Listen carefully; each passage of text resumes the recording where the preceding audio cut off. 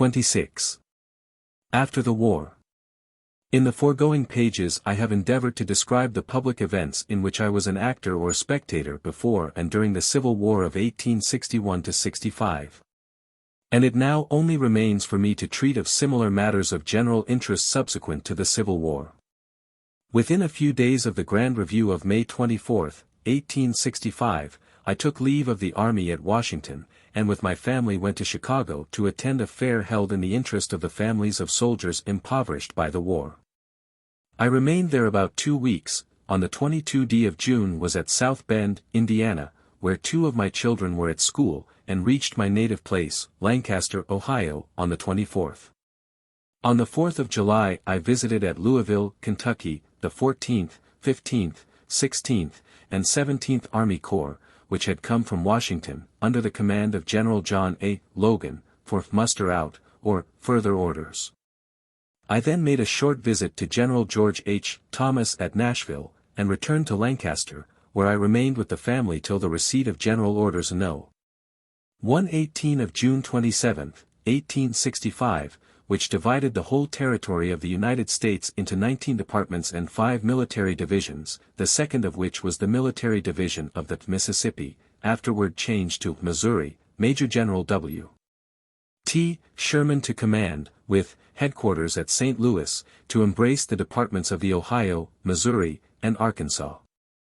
This territorial command included the states north of the Ohio River, and the states and territories north of Texas, as far west as the Rocky Mountains, including Montana, Utah, and New Mexico.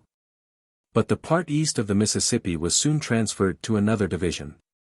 The department commanders were General E. O. C. Ord, at Detroit, General John Pope, at Fort Leavenworth, and General J. J. Reynolds, at Little Rock, but these also were soon changed.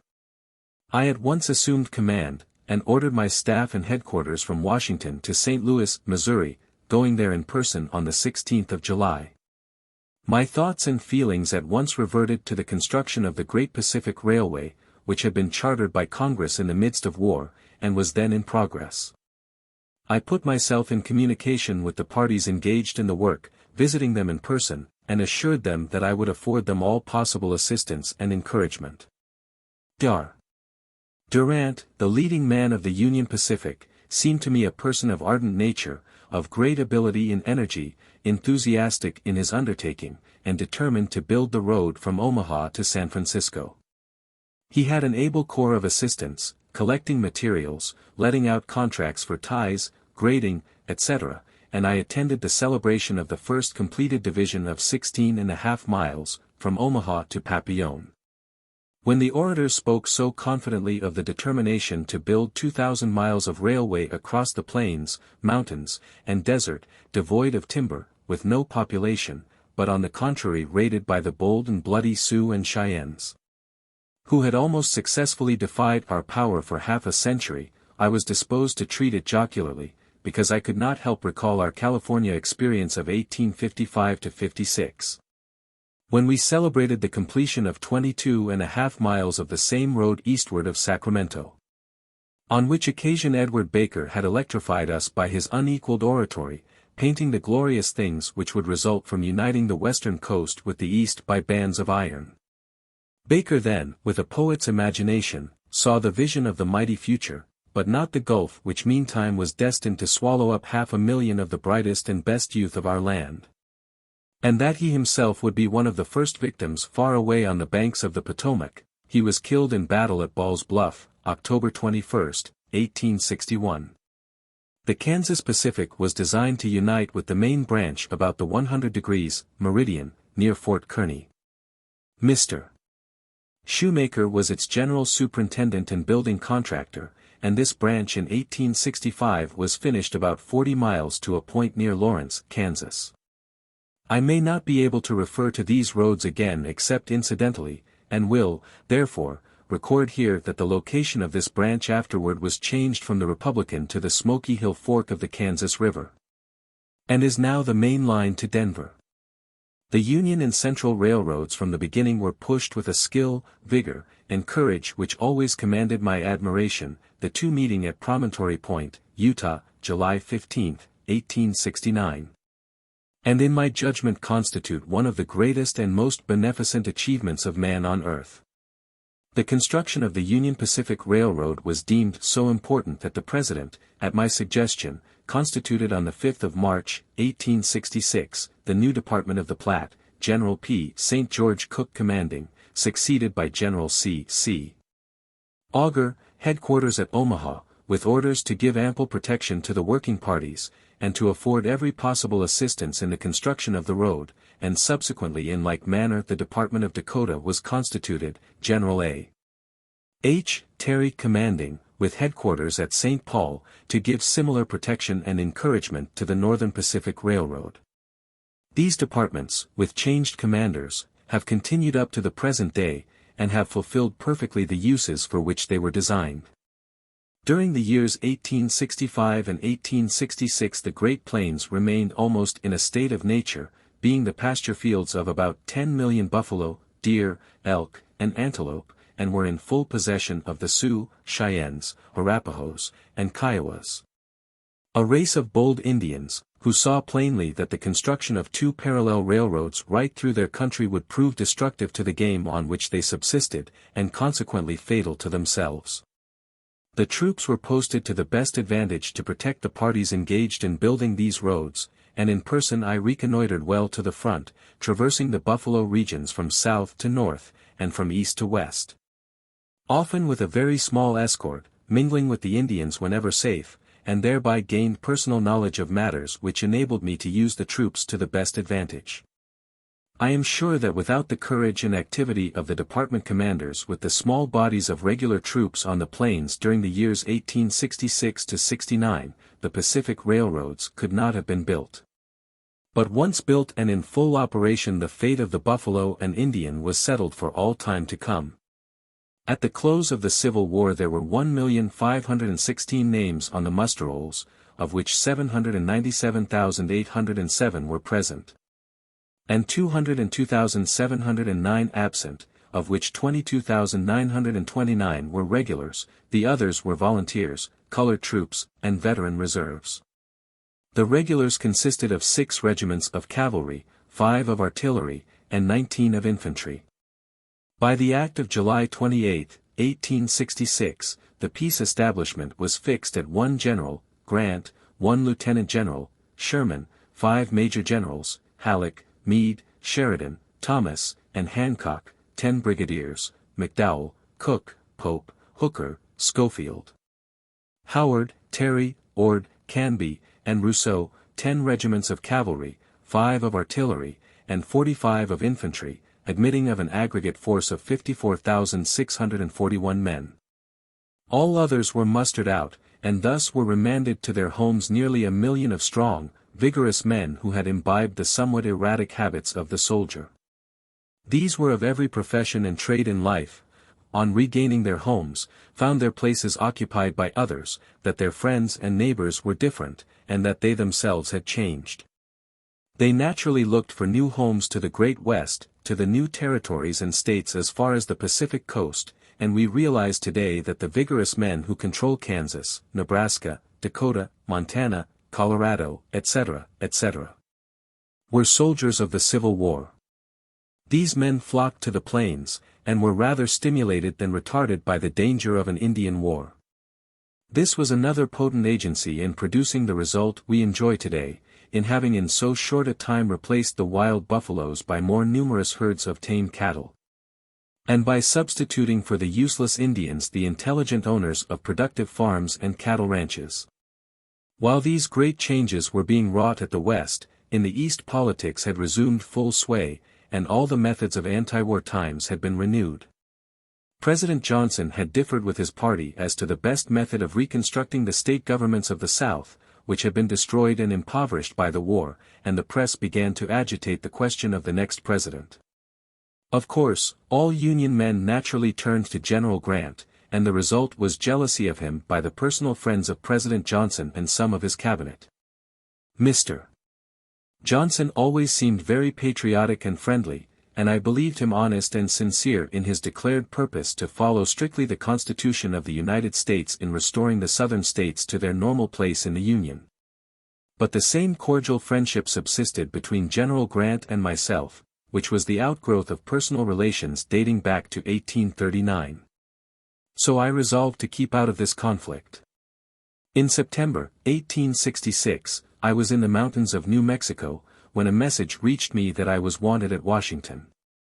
I had with me a couple of officers and half a dozen soldiers as escort, and traveled down the Arkansas, through the Kiowas, Comanches, Cheyennes, and Arapahoes, all more or less disaffected, but reached St.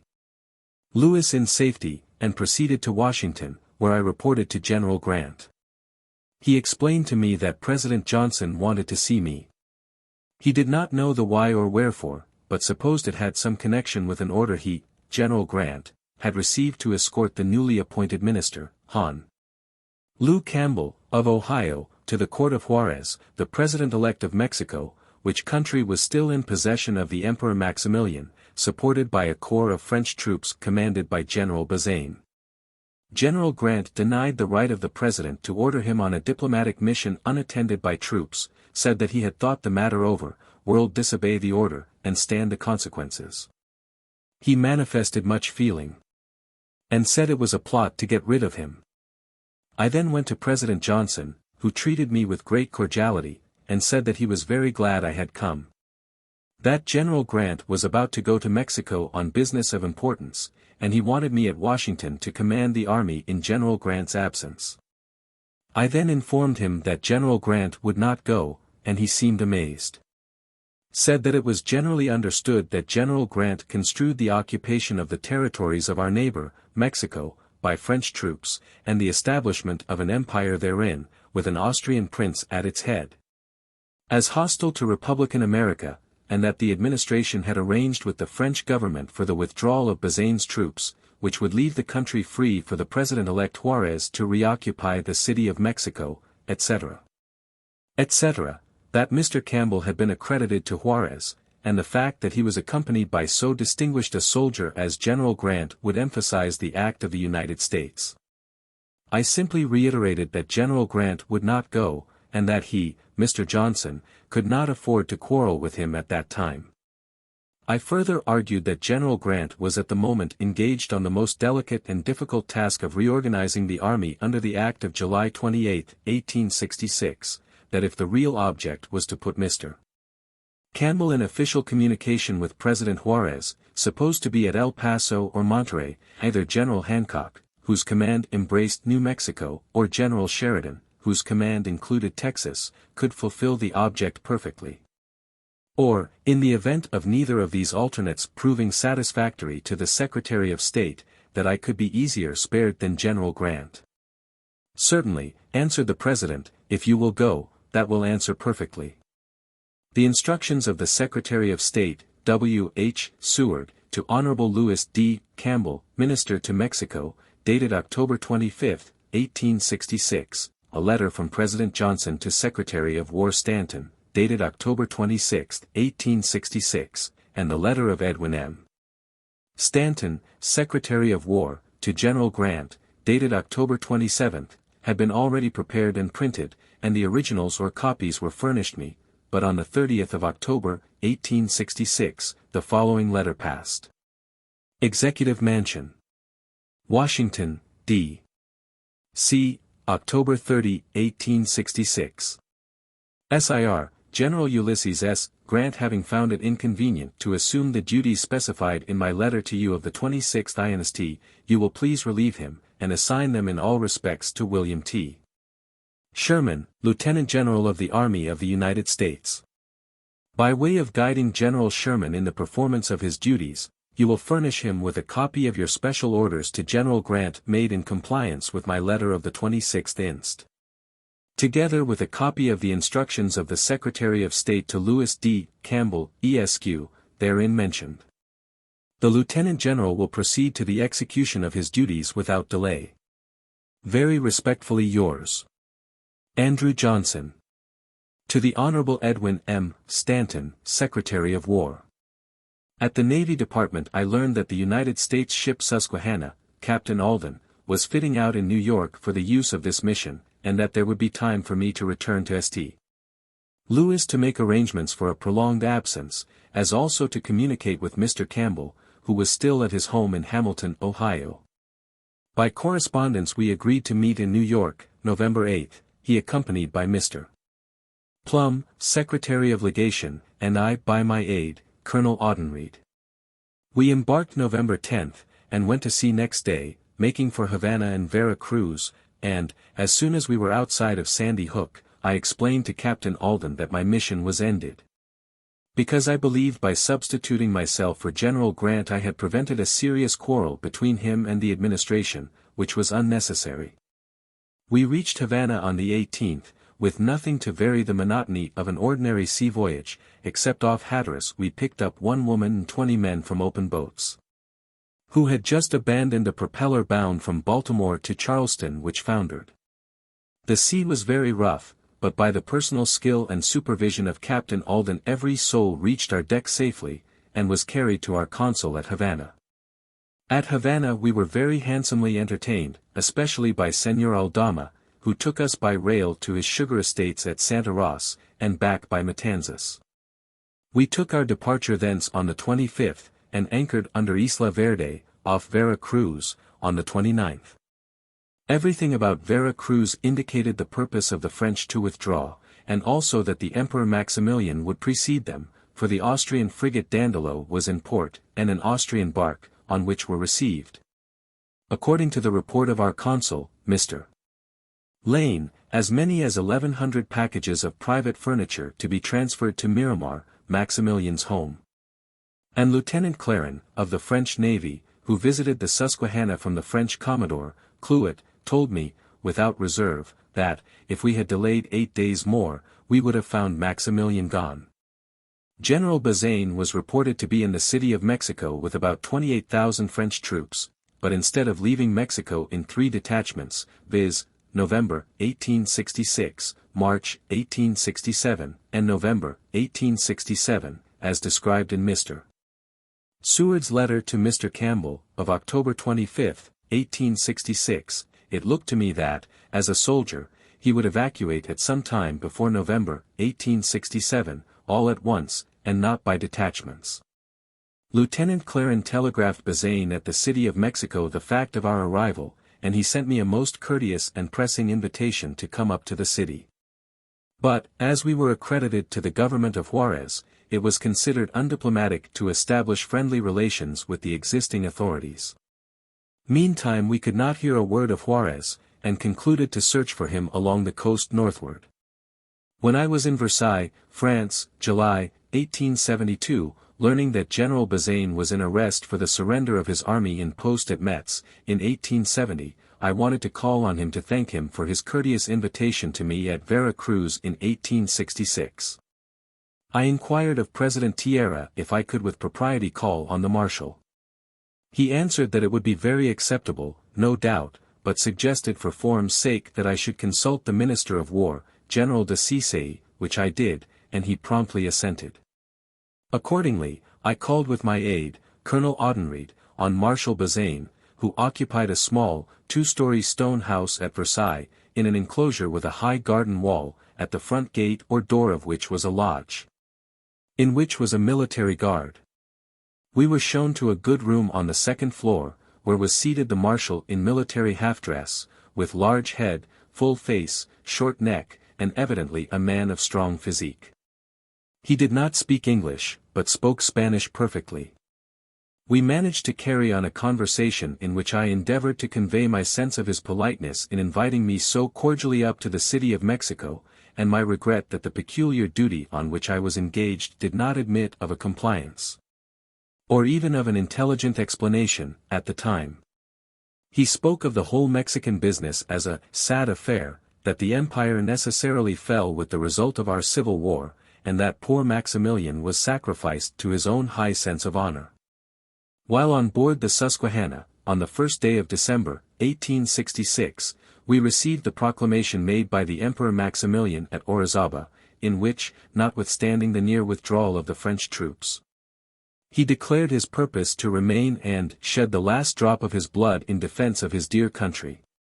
Undoubtedly many of the most substantial people of Mexico, having lost all faith in the stability of the native government, had committed themselves to what they considered the more stable government of Maximilian, and Maximilian, a man of honor, concluded at the last moment he could not abandon them.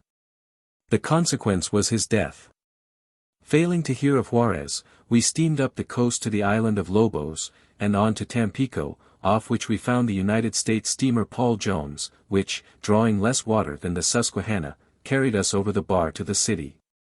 Then in possession of the Liberal Party, which recognized Juarez as their constitutional president, but of Juarez and his whereabout we could hear not a word. So we continued up the coast and anchored off Brazos Santiago, December 7th, going ashore in small boats. We found a railroad, under the management of General J.R. West, now one of the commissioners of the city of Washington, who sent us up to Brownsville, Texas. We met on the way General Sheridan, returning from a tour of inspection of the Rio Grande frontier. On Sunday, December 9th, we were all at Matamoros, Mexico, where we met General Escobedo, one of Juarez's trusty lieutenants, who developed to us the general plan agreed on for the overthrow of the empire and the re-establishment of the Republican government of Mexico. He asked of us no assistance, except the loan of some arms, ammunition, clothing, and camp equipage. It was agreed that Mr. Campbell should, as soon as he could get his baggage off the Susquehanna, return to Matamoros, and thence proceed to Monterrey, to be received by Juarez in person as the accredited minister of the United States to the Republic of Mexico. Meantime the weather off the coast was stormy, and the Susquehanna parted a cable, so that we were delayed some days at Brazos, but in due time Mr. Campbell got his baggage, and we regained the deck of the Susquehanna, which got up steam and started for New Orleans. We reached New Orleans December 20th, whence I reported fully everything to General Grant, and on the 21st received the following dispatch. Washington, December 21, 1866. Lieutenant General Sherman, New Orleans. Your telegram of yesterday has been submitted to the President. You are authorized to proceed to St. Louis at your convenience. Your proceedings in the special and delicate duties assigned you are cordially approved by the President and Cabinet and this Department. Edwin M. Stanton. And on the same day I received this dispatch. Galveston, December 21, 1866. To General Sherman, or General Sheridan. Will be in New Orleans tomorrow. Wish to see you both on arrival, on matters of importance.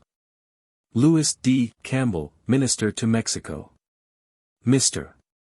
Campbell arrived on the 22d, but had nothing to tell of the least importance, save that he was generally disgusted with the whole thing, and had not found Juarez at all.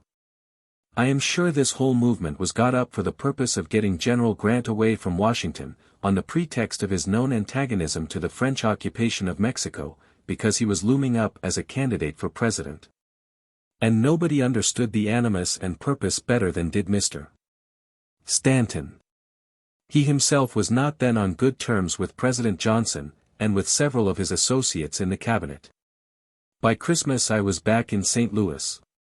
By this time the conflict between President Johnson and Congress had become open and unconcealed.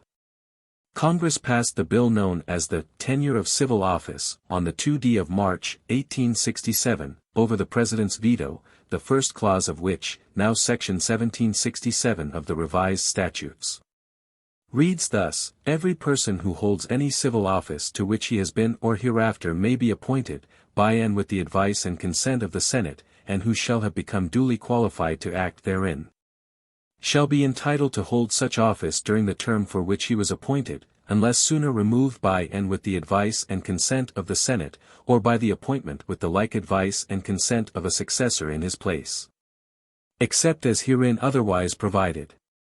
General E. D. Townsend, in his Anecdotes of the Civil War, states tersely and correctly the preliminary circumstances of which I must treat. He says, on Monday morning, August 5, 1867, President Johnson invited Mr.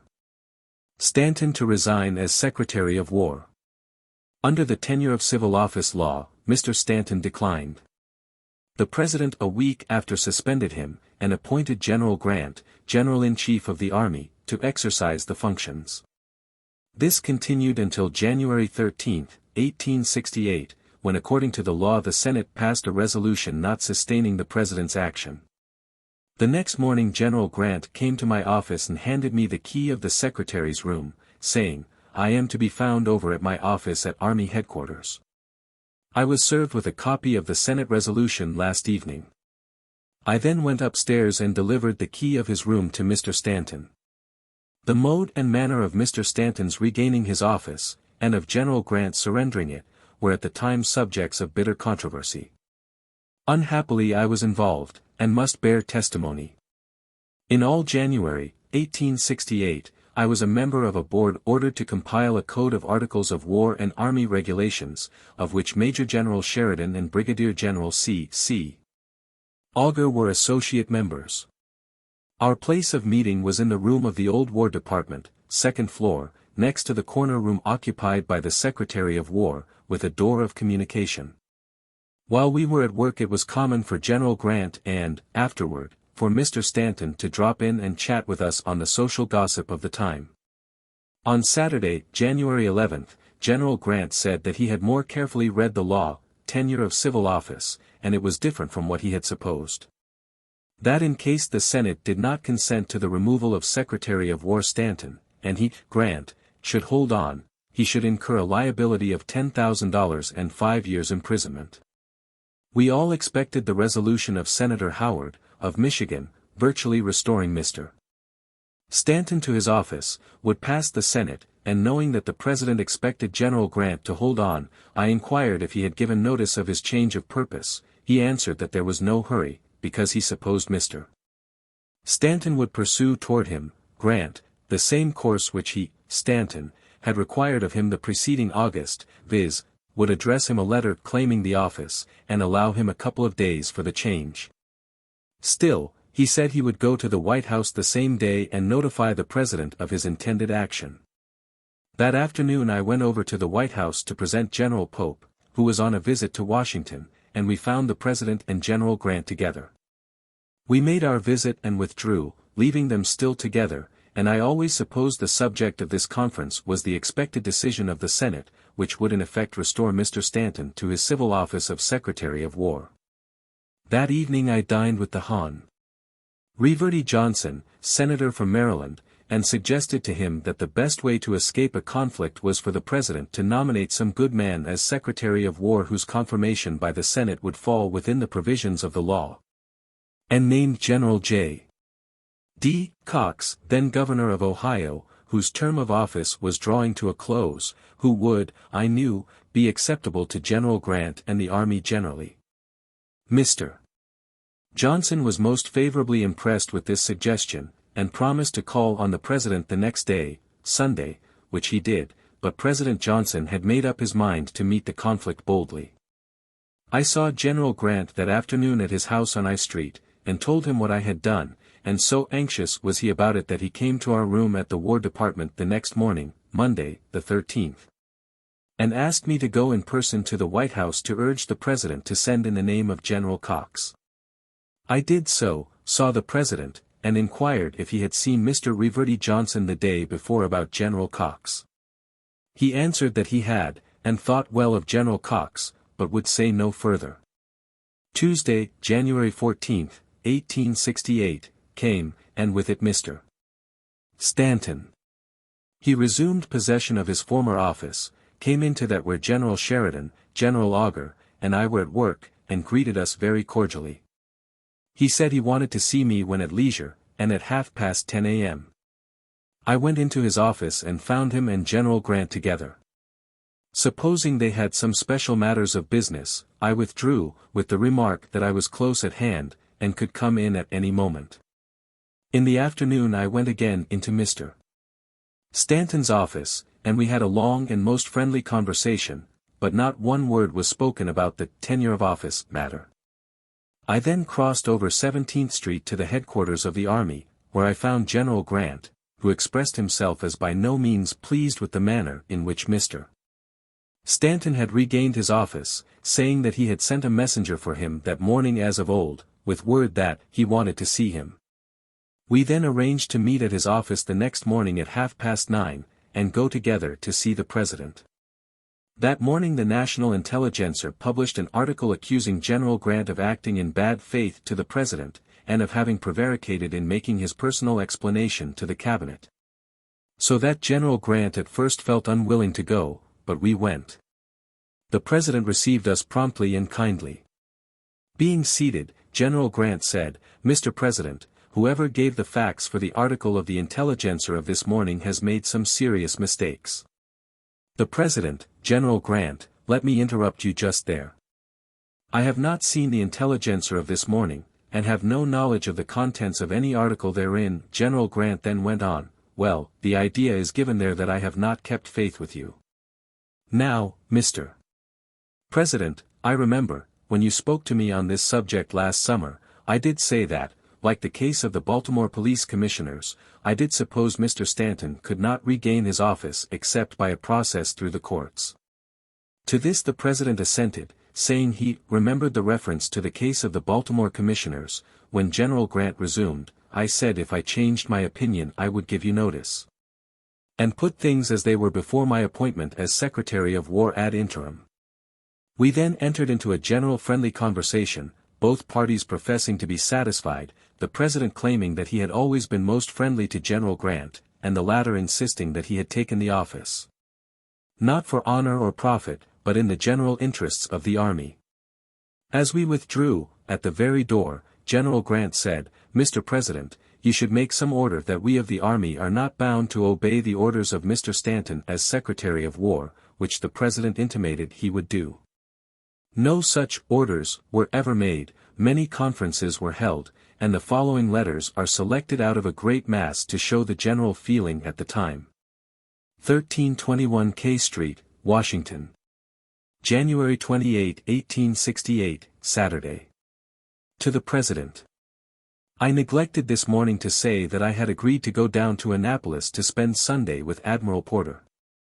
General Grant also has to leave for Richmond on Monday morning at 6 a.m. At a conversation with the General after our interview, wherein I offered to go with him on Monday morning to Mr. Stanton, and to say that it was our joint opinion B should resign, it was found impossible by reason of his, General Grant, going to Richmond and my going to Annapolis. The General proposed this course: he will call on you tomorrow, and offer to go to Mr. Stanton to say, for the good of the army and of the country, he ought to resign. This on Sunday. On Monday I will again call on you, and, if you think it necessary, I will do the same, viz., go to Mr. Stanton and tell him he should resign. If he will not, then it will be time to contrive ulterior measures. In the meantime it so happens that no necessity exists for precipitating matters. Yours truly, W. T. Sherman, Lieutenant General. Dear General, on the point of starting, I have written the above, and will send a fair copy of it to the President.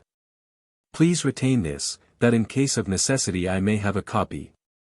The President clearly stated to me that he relied on us in this category. Think of the propriety of your putting in writing what you have to say tomorrow, even if you have to put it in the form of a letter to hand him in person, retaining a copy. I'm afraid that acting as a go-between for three persons, I may share the usual fate of meddlers, at last get kinks from all. We ought not to be involved in politics, but for the sake of the army we are justified in trying at least to cut this Gordian knot, which they do not appear to have any practicable plan to do. In haste as usual. W. T. Sherman. Headquarters Armies of the United States. January 29, 1888. Dear Sherman, I called on the President and Mr. Stanton today, but without any effect. I soon found that to recommend resignation to Mr. Stanton would have no effect, unless it was to incur further his displeasure, and, therefore, did not directly suggest it to him. I explained to him, however, the course I supposed he would pursue, and what I expected to do in that case, namely, to notify the President of his intentions, and thus leave him to violate the tenure of office bill, if he chose, instead of having me do it. I would advise that you say nothing to Mr. Stanton on the subject unless he asks your advice. It will do no good, and may embarrass you. I did not mention your name to him, at least not in connection with his position, or what you thought upon it. All that Mr. Johnson said was pacific and compromising. While I think he wanted the constitutionality of the tenure bill tested, I think now he would be glad either to get the vacancy of Secretary of War, or have the office just where it was during suspension. Yours truly, U.S. Grant. Washington, D.C., January 27, 1868. To the President. Dear Sir, as I promised, I saw Mr. Ewing yesterday, and after a long conversation asked him to put down his opinion in writing, which he has done and which I now enclose. I am now at work on these Army regulations, and in the course of preparation have laid down the Constitution and laws now in force, clearer than I find them elsewhere. And beg leave herewith to enclose you 3 pages of printed matter for your perusal. My opinion is, if you will adopt these rules and make them an executive order to General Grant, they will so clearly define the duties of all concerned that no conflict can arise. I hope to get through this task in the course of this week, and want very much to go to St. Louis. For 11 years I have been tossed about so much that I really do want to rest, study, and make the acquaintance of my family. I do not think, since 1857, I have averaged 30 days out of 365 at home. Next summer also, in fulfillment of our promise to the Sioux, I must go to Fort Phil Kearny early in the spring, so that, unless I can spend the next 2 months at home, I might as well break up my house at St. Louis, and give up all prospect of taking care of my family. For these reasons especially I shall soon ask leave to go to St. Louis, to resume my proper and legitimate command. With great respect. W. T. Sherman, Lieutenant General. Enclosure. Washington, D.C., January 25, 1868. My dear General, I am quite clear in the opinion that it is not expedient for the President to take any action now in the case of Stanton. So far as he and his interests are concerned, things are in the best possible condition. Stanton is in the department, got his secretary, but the Secretary of the Senate, who have taken upon themselves his sins, and who place him there under a large salary to annoy and obstruct the operations of the executive. This the people well enough understand, and he is a stench in the nostrils of their own party. I thought the nomination of Cox at the proper juncture would have been wise as a peace offering, but perhaps it would have let off the Senate too easily from the effect of their arbitrary act. Now the dislodging of Stanton and filling the office even temporarily without the consent of the Senate would raise a question as to the legality of the President's acts, and he would belong to the attacked instead of the attacking party. If the war between Congress and the President is to go on, as I suppose it is, Stanton should be ignored by the President, left to perform his clerical duties which the law requires him to perform. And let the party bear the odium which is already upon them for placing him where he is. So much for the President. As to yourself, I wish you as far as possible to keep clear of political complications. I do not think the President will require you to do an act of doubtful legality. Certainly he will not without sanction of the opinion of his Attorney General, and you should have time, in a questionable case, to consult with me before called upon to act. The office of Secretary of War is a civil office, as completely so as that of Secretary of State, and you as a military officer cannot, I think, be required to assume or exercise it. This may, if necessary, be a subject for further consideration. Such, however, will not, I think, be the case. The appeal is to the people, and it is better for the President to persist in the course he has for some time pursued. Let the aggressions all come from the other side. And I think there is no doubt he will do so. Affectionately, T. Ewing. To Lieutenant General Sherman. Library Room, War Department. Washington, D.C., January 31, 1868. To the President. Since our interview of yesterday I have given the subject of our conversation all my thoughts, and I beg you will pardon my reducing the same to writing. My personal preferences, as expressed, were to be allowed to return to St. Louis to resume my present command, because my command was important, large, suited to my rank and inclination, and because my family was well provided for their in-house facilities, schools, living, and agreeable society. While, on the other hand, Washington was for many, to me, good reasons highly objectionable, especially because it is the political capital of the country, and focus of intrigue, gossip, and slander.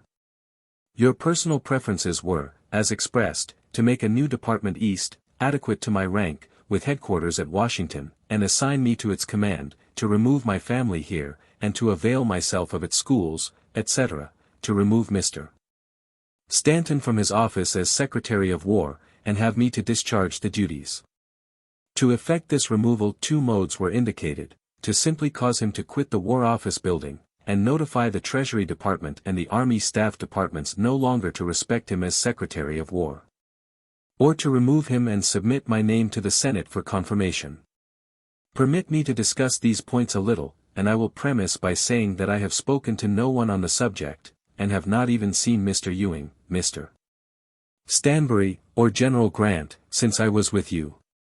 It has been the rule and custom of our Army, since the organization of the government, that the second officer of the Army should be at the second, in importance, command, and remote from General Headquarters.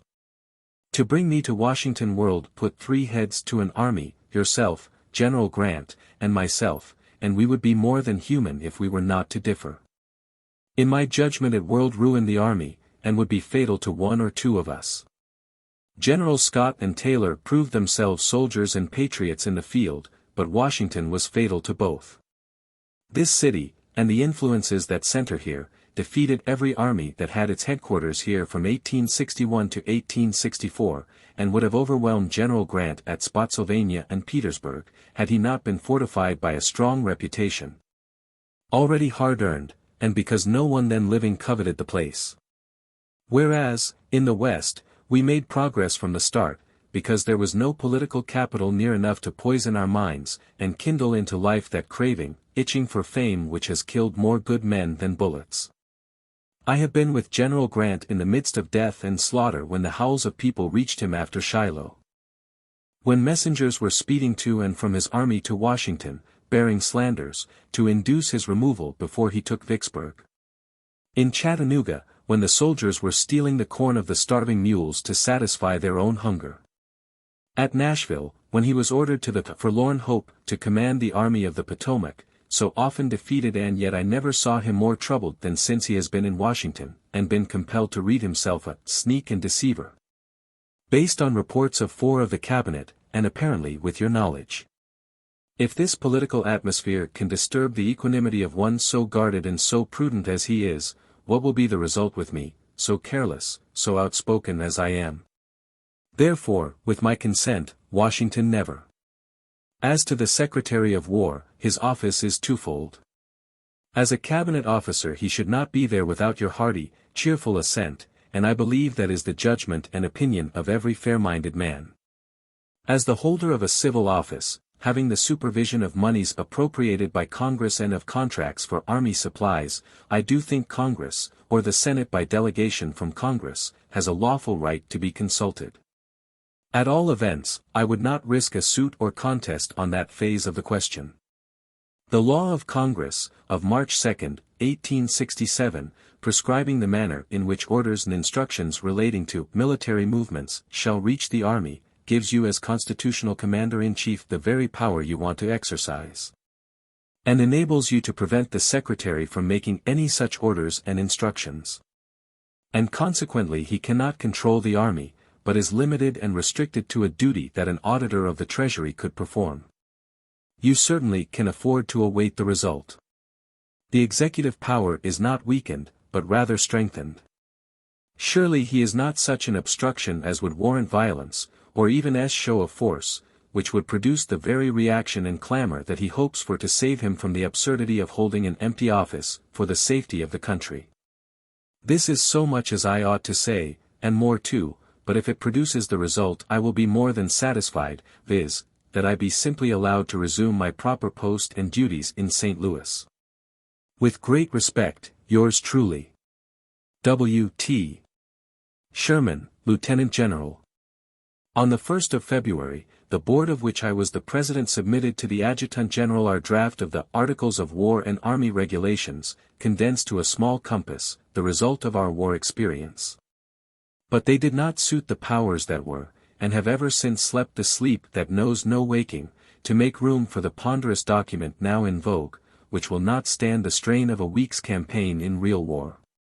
I hurried back to St.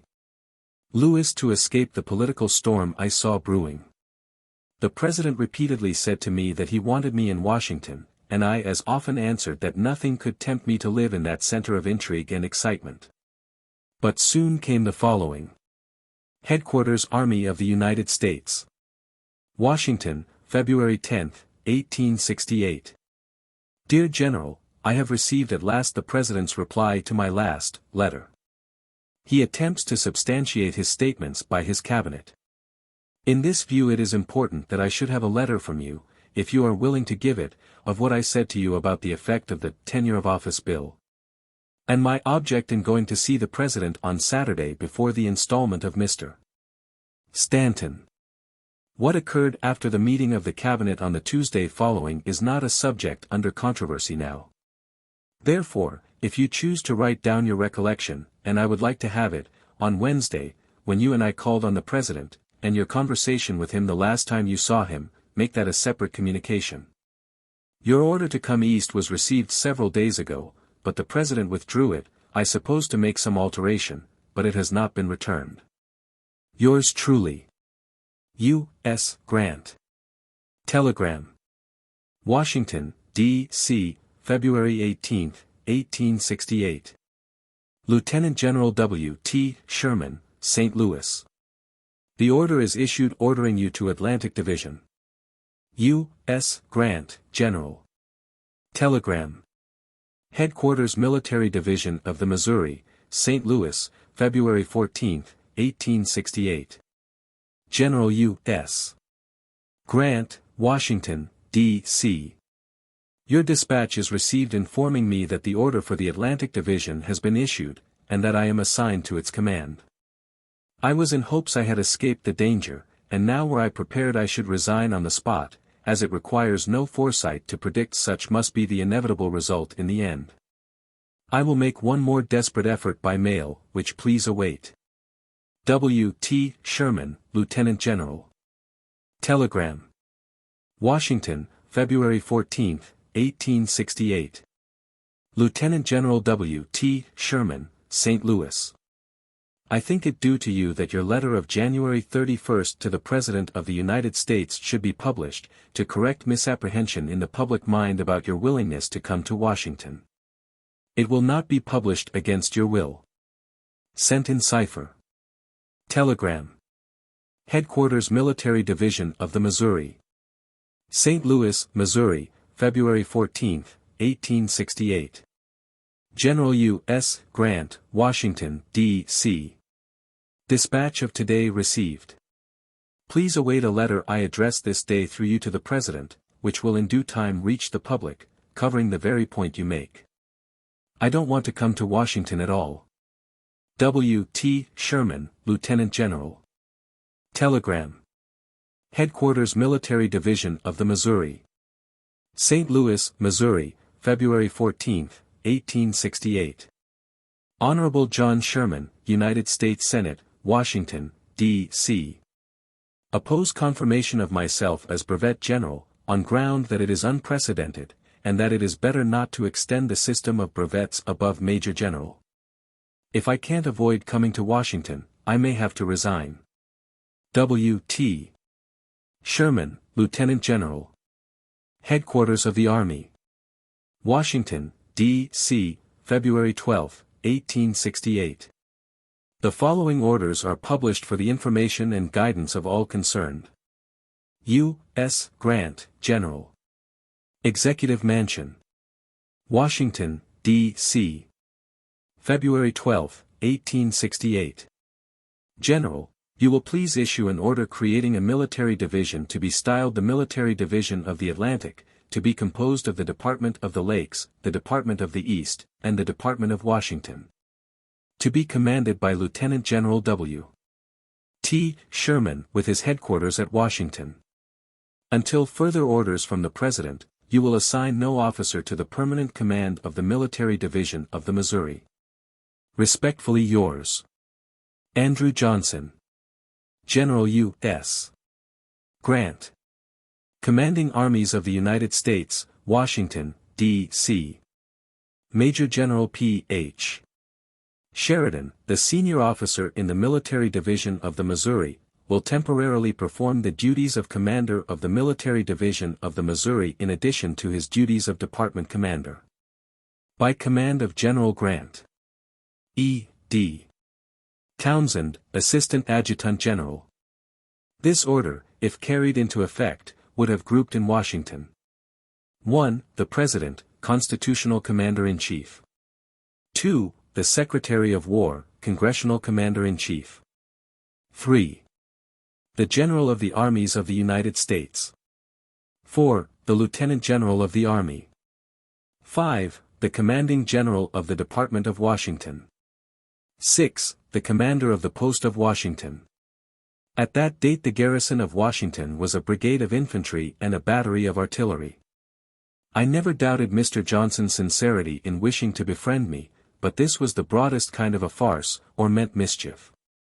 I therefore appealed to him by letter to allow me to remain where I was, and where I could do service, real service, and received his most satisfactory answer.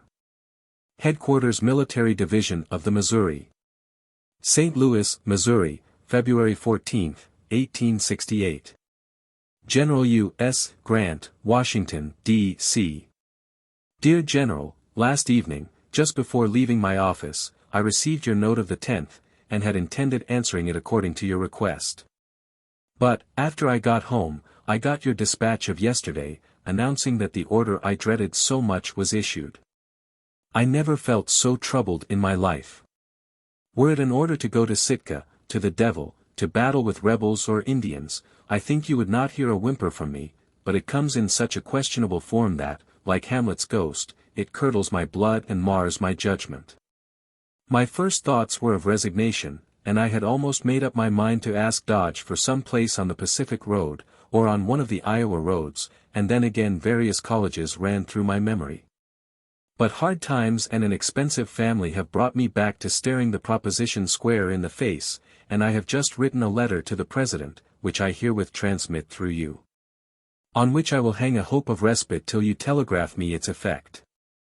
The uncertainties ahead are too great to warrant my incurring the expense of breaking up my house and family here, and therefore in no event will I do this till I can be assured of some permanence elsewhere. If it were at all certain that you would accept the nomination of President in May, I would try and kill the intervening time, and then judge of the chances, but I do not want you to reveal your plans to me till you choose to do so. I have telegraphed to John Sherman to oppose the nomination which the papers announce has been made of me for Brevet General. I have this minute received your cipher dispatch of today, which I have just answered and sent down to the telegraph office, and the clerk is just engaged in copying my letter to the President to go with this. If the President or his friends pretend that I seek to go to Washington, it will be fully rebutted by letters I have written to the President, to you, to John Sherman, to Mr. Ewing, and to Mr. Stanbury. You remember that in our last talk you suggested I should write again to the President. I thought of it, and concluded my letter of January 31st, already delivered, was full and emphatic. Still, I did write again to Mr. Stanbury, asking him as a friend to interpose in my behalf.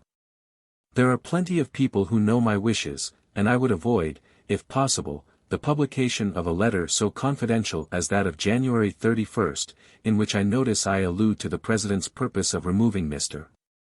Stanton by force, a fact that ought not to be drawn out through me if it be possible to avoid it. In the letter herewith I confine myself to purely private matters, and will not object if it reaches the public in any proper way. My opinion is, the President thinks Mrs. Sherman would like to come to Washington by reason of her father and brothers being there. This is true, for Mrs. Sherman has an idea that St.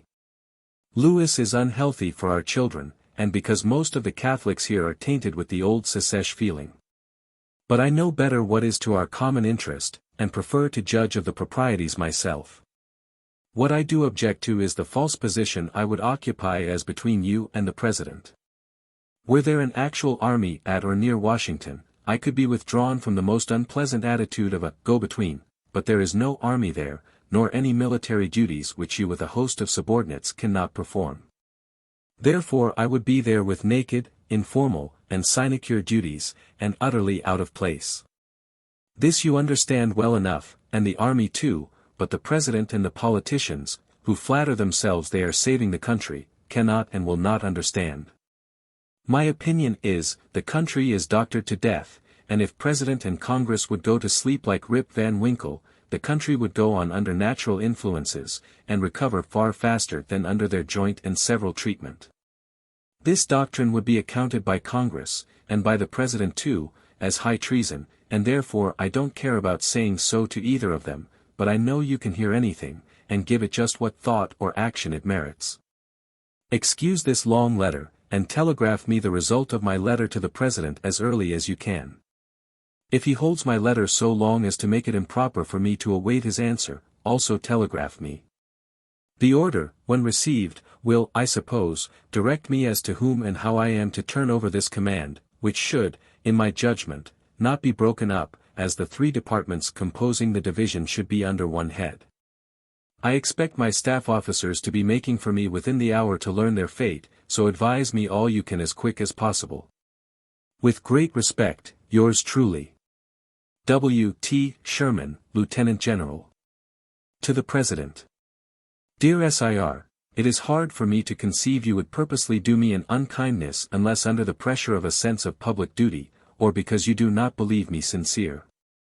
I was in hopes, since my letter to you of the 31st of January, that you had concluded to pass over that purpose of yours expressed more than once in conversation to organize a new command for me in the East, with headquarters in Washington. But a telegram from General Grant of yesterday says that, the order was issued ordering you, me, to Atlantic Division. And the newspapers of this morning contain the same information, with the addition that I have been nominated as Brevet General. I have telegraphed my own brother in the Senate to oppose my confirmation, on the ground that the 2 higher grades in the army ought not to be complicated with brevets, and I trust you will conceive my motives aright.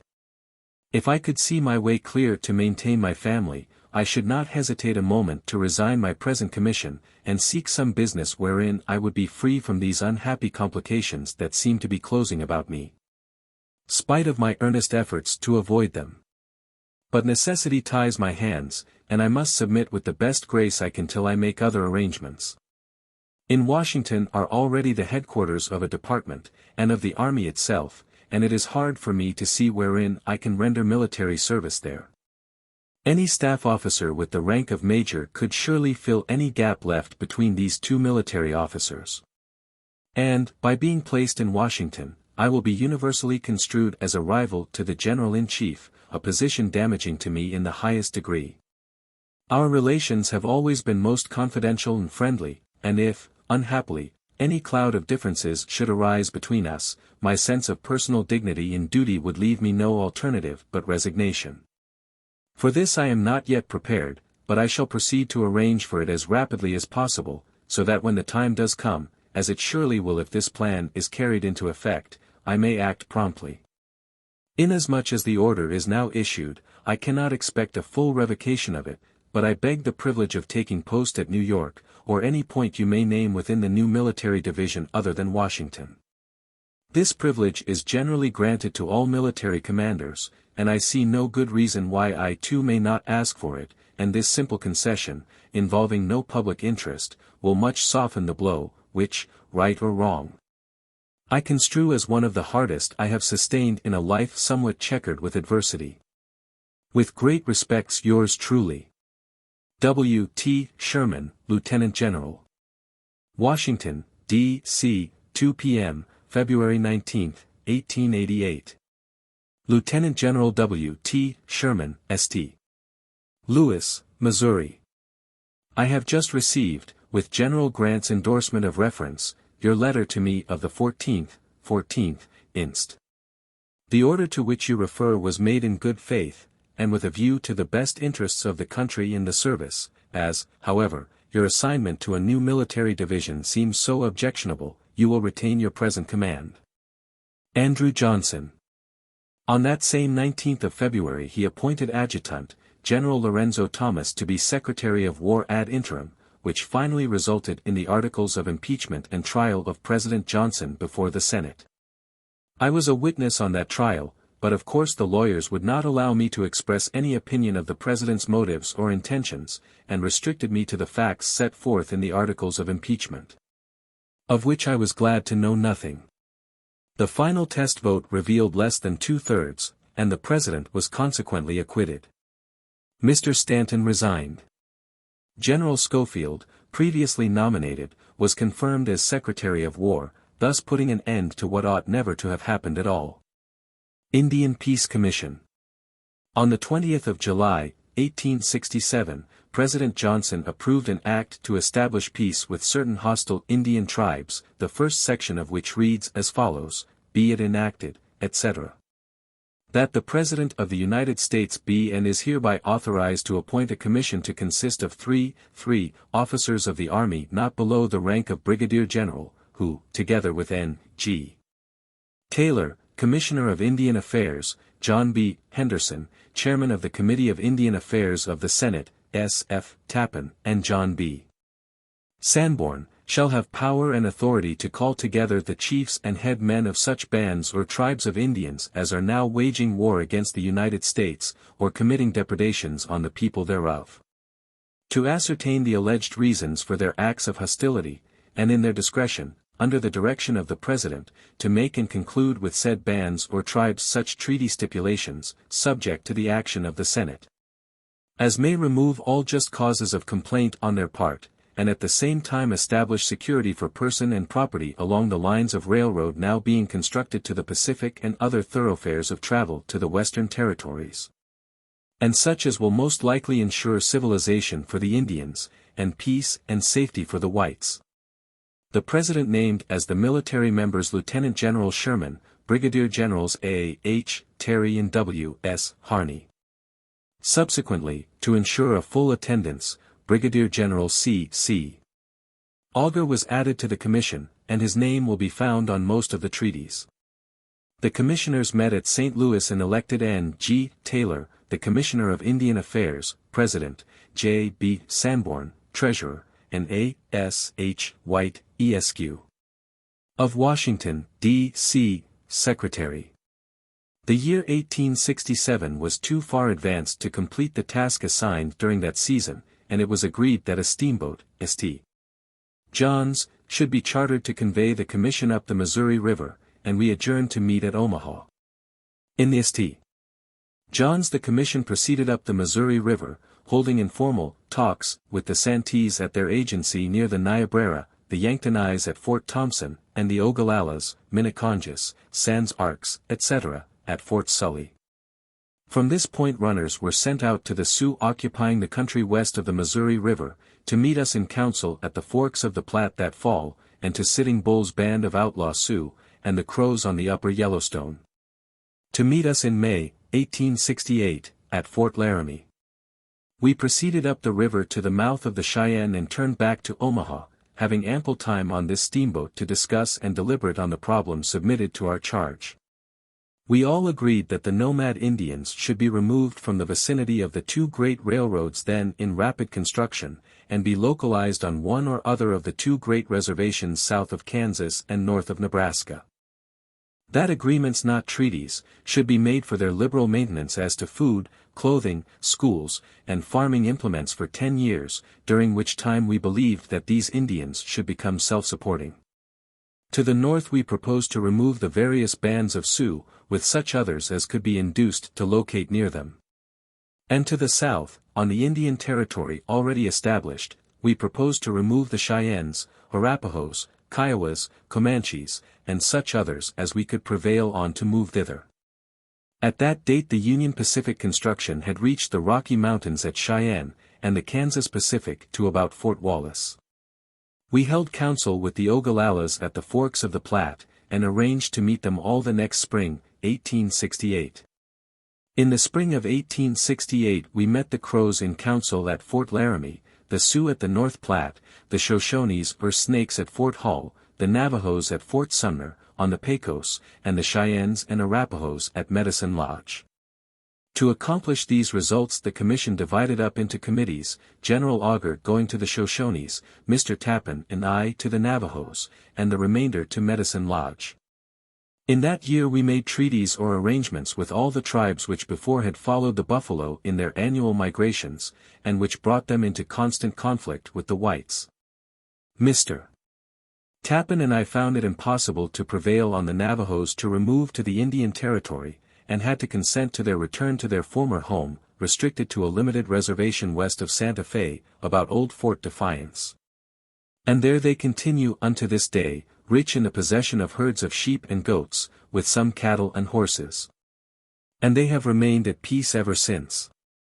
A part of our general plan was to organize the two great reservations into regular territorial governments, with governor, council, courts, and civil officers.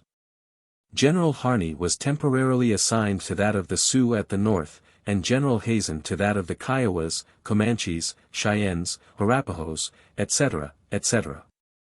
At the south, but the patronage of the Indian Bureau was too strong for us, and that part of our labor failed. Still, the Indian Peace Commission of 1867–68 did prepare the way for the great Pacific Railroads, which, for better or worse, have settled the fate of the buffalo and Indian forever. There have been wars and conflicts since with these Indians up to a recent period too numerous and complicated in their detail for me to unravel and record. But they have been the dying struggles of a singular race of brave men fighting against destiny, each less and less violent, till now the wild game is gone, the whites too numerous and powerful. So that the Indian question has become one of sentiment and charity, but not of war. The peace, or Quaker, policy, of which so much has been said, originated about thus: by the Act of Congress, approved March 3, 1869, the 45 regiments of infantry were reduced to 25. And provision was made for the muster out of many of the surplus officers, and for retaining others to be absorbed by the usual promotions and casualties. On the 7th of May of that year, by authority of an Act of Congress approved June 30, 1834, 9 field officers and 59 captains and subalterns were detached and ordered to report to the Commissioner of Indian Affairs, to serve as Indian superintendents and agents. Thus by an old law surplus army officers were made to displace the usual civil appointees, undoubtedly a change for the better, but most distasteful to members of Congress, who looked to these appointments as part of their proper patronage. The consequence was the law of July 15, 1870, which vacated the military commission of any officer who accepted or exercised the functions of a civil officer. I was then told that certain politicians called on President Grant, informing him that this law was chiefly designed to prevent his using army officers for Indian agents, civil offices, which he believed to be both judicious and wise. Army officers, as a rule, being better qualified to deal with Indians than the average political appointees. The President then quietly replied, "Gentlemen, you have defeated my plan of Indian management. But you shall not succeed in your purpose, for I will divide these appointments up among the religious churches, with which you dare not contend." The army officers were consequently relieved of their civil offices, and the Indian agencies were apportioned to the several religious churches in about the proportion of their supposed strength, some to the Quakers, some to the Methodists, to the Catholics, Episcopalians, Presbyterians, etc., etc., and thus it remains to the present time, these religious communities selecting the agents to be appointed by the Secretary of the Interior. The Quakers, being first named, gave name to the policy, and it is called the Quaker policy today. Meantime railroads and settlements by hardy, bold pioneers have made the character of Indian agents of small concern, and it matters little who are the beneficiaries. As was clearly foreseen, General U.S.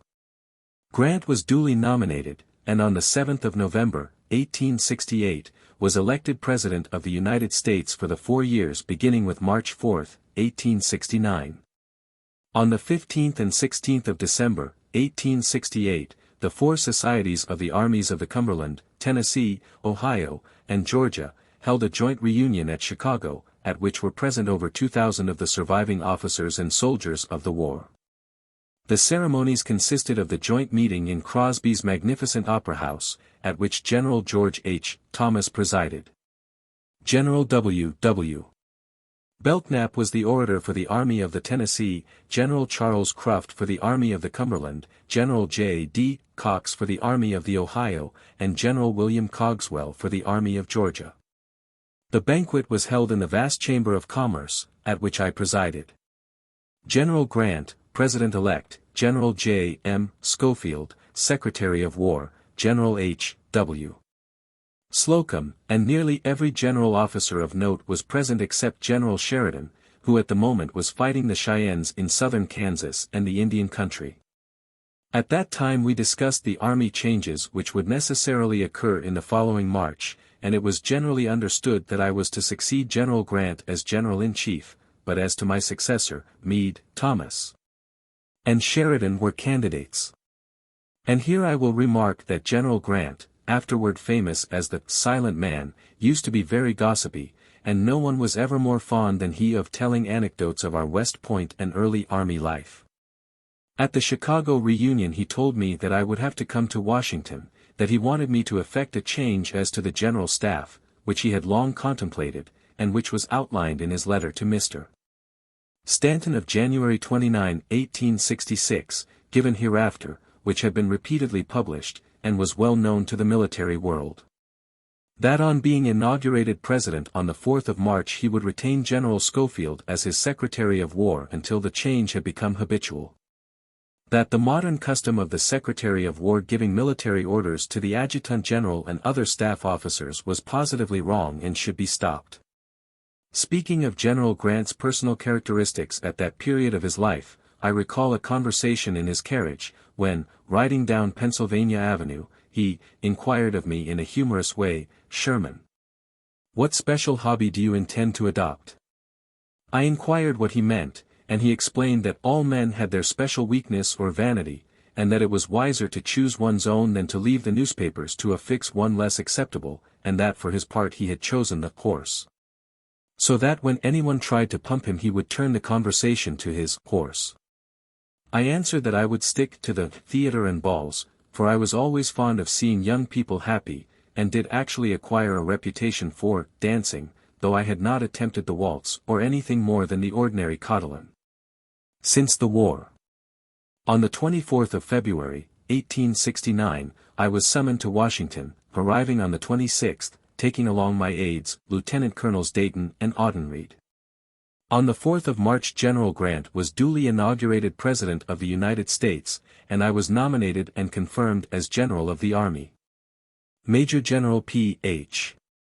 Sheridan was at the same time nominated and confirmed as Lieutenant General, with orders to command the military division of the Missouri, which he did, moving the headquarters from St. Louis to Chicago. And General Meade was assigned to command the military division of the Atlantic, with headquarters at Philadelphia. At that moment General Meade was in Atlanta, Georgia, commanding the 3rd Military District under the Reconstruction Act. And General Thomas, whose post was in Nashville, was in Washington on a court of inquiry investigating certain allegations against General A. B. Dyer, Chief of Ordnance. He occupied the room of the second floor in the building on the corner of H and 15th Streets, since become Wormley's Hotel. I at the time was staying with my brother, Senator Sherman, at his residence, 1321 K Street, and it was my habit each morning to stop at Thomas's room on my way to the office in the War Department to tell him the military news, and to talk over matters of common interest. We had been intimately associated as man and boy for 30-odd years, and I profess to have had better opportunities to know him than any man then living.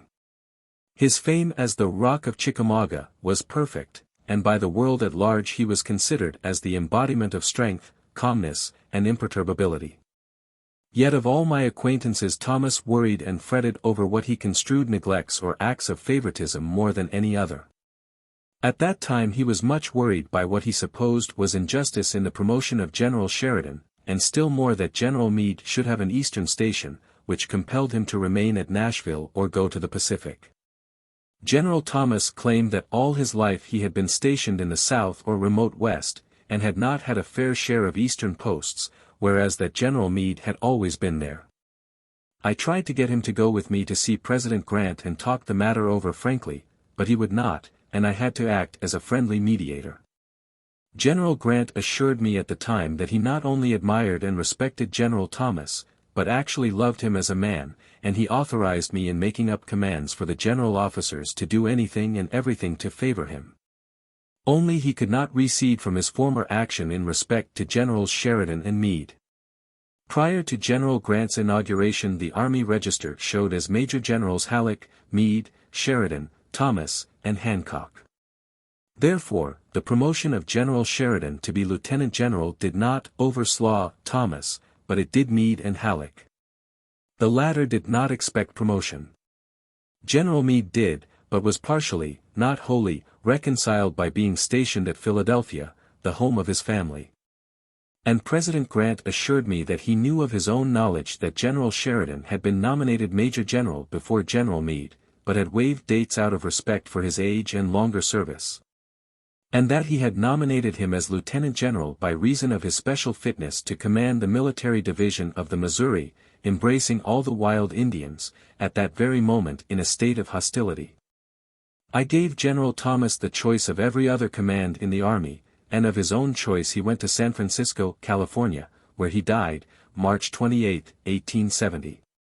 The truth is, Congress should have provided by law for 3 lieutenant generals for these 3 preeminent soldiers, and should have dated their commissions with Gettysburg, Winchester, and Nashville. It would have been a graceful act, and might have prolonged the lives of 2 most popular officers, who died soon after, feeling that they had experienced ingratitude and neglect. Soon after General Grant's inauguration as President, and, as I supposed, in fulfillment of his plan divulged in Chicago the previous December, were made the following. Headquarters of the Army. Washington, March 8, 1869. General Orders No. 11. The following orders of the President of the United States are published for the information and government of all concerned. War Department. Washington City, March 5, 1869. By direction of the President, General William T. Sherman will assume command of the Army of the United States. The Chiefs of Staff Corps, Departments, and Bureaus will report to and act under the immediate orders of the General commanding the Army. Any official business which by law or regulation requires the action of the President or Secretary of War will be submitted by the General of the Army to the Secretary of War. And in general all orders from the President or Secretary of War to any portion of the Army, line or staff, will be transmitted through the General of the Army. J. M. Schofield, Secretary of War. By command of the General of the Army. E. D. Townsend, Assistant Adjutant General. On the same day I issued my General Orders No. 12, assuming command and naming all the heads of staff departments and bureaus as members of my staff, adding to my then 3 aides, Colonels McCoy, Dayton, and Audenried, the names of Colonels Comstock, Horace Porter, and Dent. Agreeing with President Grant that the 2 latter could remain with him till I should need their personal services or ask their resignations. I was soon made aware that the heads of several of the staff corps were restive under this new order of things, for by long usage they had grown to believe themselves not officers of the Army in a technical sense, but a part of the War Department. The civil branch of the government which connects the Army with the President and Congress. In a short time General John A. Rawlins, General Grant's former Chief of Staff, was nominated and confirmed as Secretary of War, and soon appeared this order. Headquarters of the Army. Adjutant General's Office, Washington, March 27, 1869. General Orders No. 28. The following orders received for the War Department are published for the government of all concerned. War Department. Washington City, March 26, 1869. By direction of the President, the order of the Secretary of War, dated War Department, March 5, 1869, and published in General Orders No. 11, Headquarters of the Army, Adjutant General's Office, dated March 8, 1869, except so much as directs General W. T. Sherman to assume command of the Army of the United States, is hereby rescinded.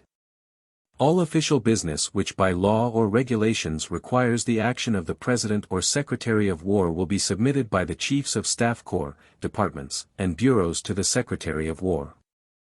All orders and instructions relating to military operations issued by the President or Secretary of War will be issued through the General of the Army. John A. Rawlins, Secretary of War. By command of General Sherman. E. D. Townsend, Assistant Adjutant General. Thus we were thrown back on the old method in having a double if not a treble-headed machine. Each head of a bureau in daily consultation with the Secretary of War, and the General to command without an adjutant, quartermaster, commissary, or any staff except his own aides. Often reading in the newspapers of military events and orders before he could be consulted or informed. This was the very reverse of what General Grant, after 4 years' experience in Washington as General-in-Chief, seemed to want, different from what he had explained to me in Chicago. And totally different from the demand he had made on Secretary of War Stanton in his complete letter of January 29, 1866. I went to him to know the cause. He said he had been informed by members of Congress that his action, as defined by his order of March 5, was regarded as a violation of laws making provision for the bureaus of the War Department. That he had repealed his own orders, but not mine, and that he had no doubt that General Rawlins and I could draw the line of separation satisfactorily to us both. General Rawlins was very conscientious, but a very sick man when appointed Secretary of War. Several times he made orders through the Adjutant General to individuals of the Army without notifying me, but always when his attention was called to it he apologized.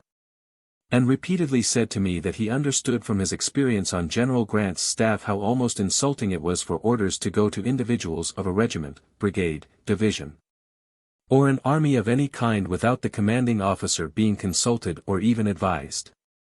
This habit is more common at Washington than any place on earth, unless it be in London, where nearly the same condition of facts exists. Members of Congress daily appeal to the Secretary of War for the discharge of some soldier on the application of a mother, or some young officer has to be dry-nursed, withdrawn from his company on the plains to be stationed near home. The Secretary of War, sometimes moved by private reasons, or more likely to oblige the member of Congress, grants the order, of which the commanding general knows nothing till he reads it in the newspapers. Also, an Indian tribe, goaded by the pressure of white neighbors, breaks out in revolt. The General-in-Chief must reinforce the local garrisons not only with men, but horses, wagons, ammunition, and food.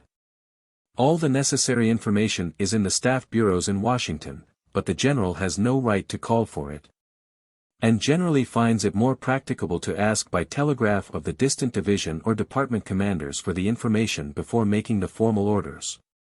The General in actual command of the Army should have a full staff, subject to his own command. If not, he cannot be held responsible for results. General Rawlins sank away visibly, rapidly, and died in Washington, September 6, 1869, and I was appointed to perform the duties of his office till a successor could be selected. I realized how much easier and better it was to have both offices conjoined. The Army then had one constitutional commander-in-chief of both Army and Navy, and one actual commanding general, bringing all parts into real harmony. An army to be useful must be a unit, and out of this has grown the saying, attributed to Napoleon, but doubtless spoken before the days of Alexander, that an army with an inefficient commander was better than one with two able heads. Our political system and methods, however, demanded a separate Secretary of War, and in October President Grant asked me to scan the list of the volunteer generals of good record who had served in the Civil War, preferably from the West. I did so, and submitted to him in writing the names of W. W. Belknap of Iowa, G. M. Dodge, the chief engineer of the Union Pacific Railroad, and Lucius Fairchild, of Madison, Wisconsin. I also named General John W. Sprague, then employed by the Northern Pacific Railroad in Washington Territory. General Grant knew them all personally, and said if General Dodge were not connected with the Union Pacific Railroad, with which the Secretary of War must necessarily have large transactions, he would choose him, but as the case stood, And remembering the very excellent speech made by General Belknap at the Chicago reunion of December, 1868, he authorized me to communicate with him to ascertain if he were willing to come to Washington as Secretary of War. General Belknap was then the Collector of Internal Revenue at Keokuk, Iowa. I telegraphed him and received a prompt and favorable answer. His name was sent to the Senate, promptly confirmed, and he entered on his duties October 25, 1869. General Belknap surely had at that date as fair a fame as any officer of volunteers of my personal acquaintance. He took up the business where it was left off, and gradually fell into the current which led to the command of the Army itself as of the legal and financial matters which properly pertain to the War Department. Orders granting leaves of absence to officers, transfers, discharges of soldiers for favor, and all the old abuses, which had embittered the life of General Scott in the days of Secretaries of War Marcy and Davis, were renewed. I called his attention to these facts, but without sensible effect. My office was under his in the old War Department, and one day I sent my aide-de-camp, Colonel Audenried, up to him with some message, and when he returned red as a beet, very much agitated. He asked me as a personal favor never again to send him to General Belknap. I inquired his reason, and he explained that he had been treated with a rudeness and discourtesy he had never seen displayed by any officer to a soldier. Colonel Audenried was one of the most polished gentlemen in the army, noted for his personal bearing and deportment, and I had some trouble to impress on him the patience necessary for the occasion. But I promised on future occasions to send some other or go myself.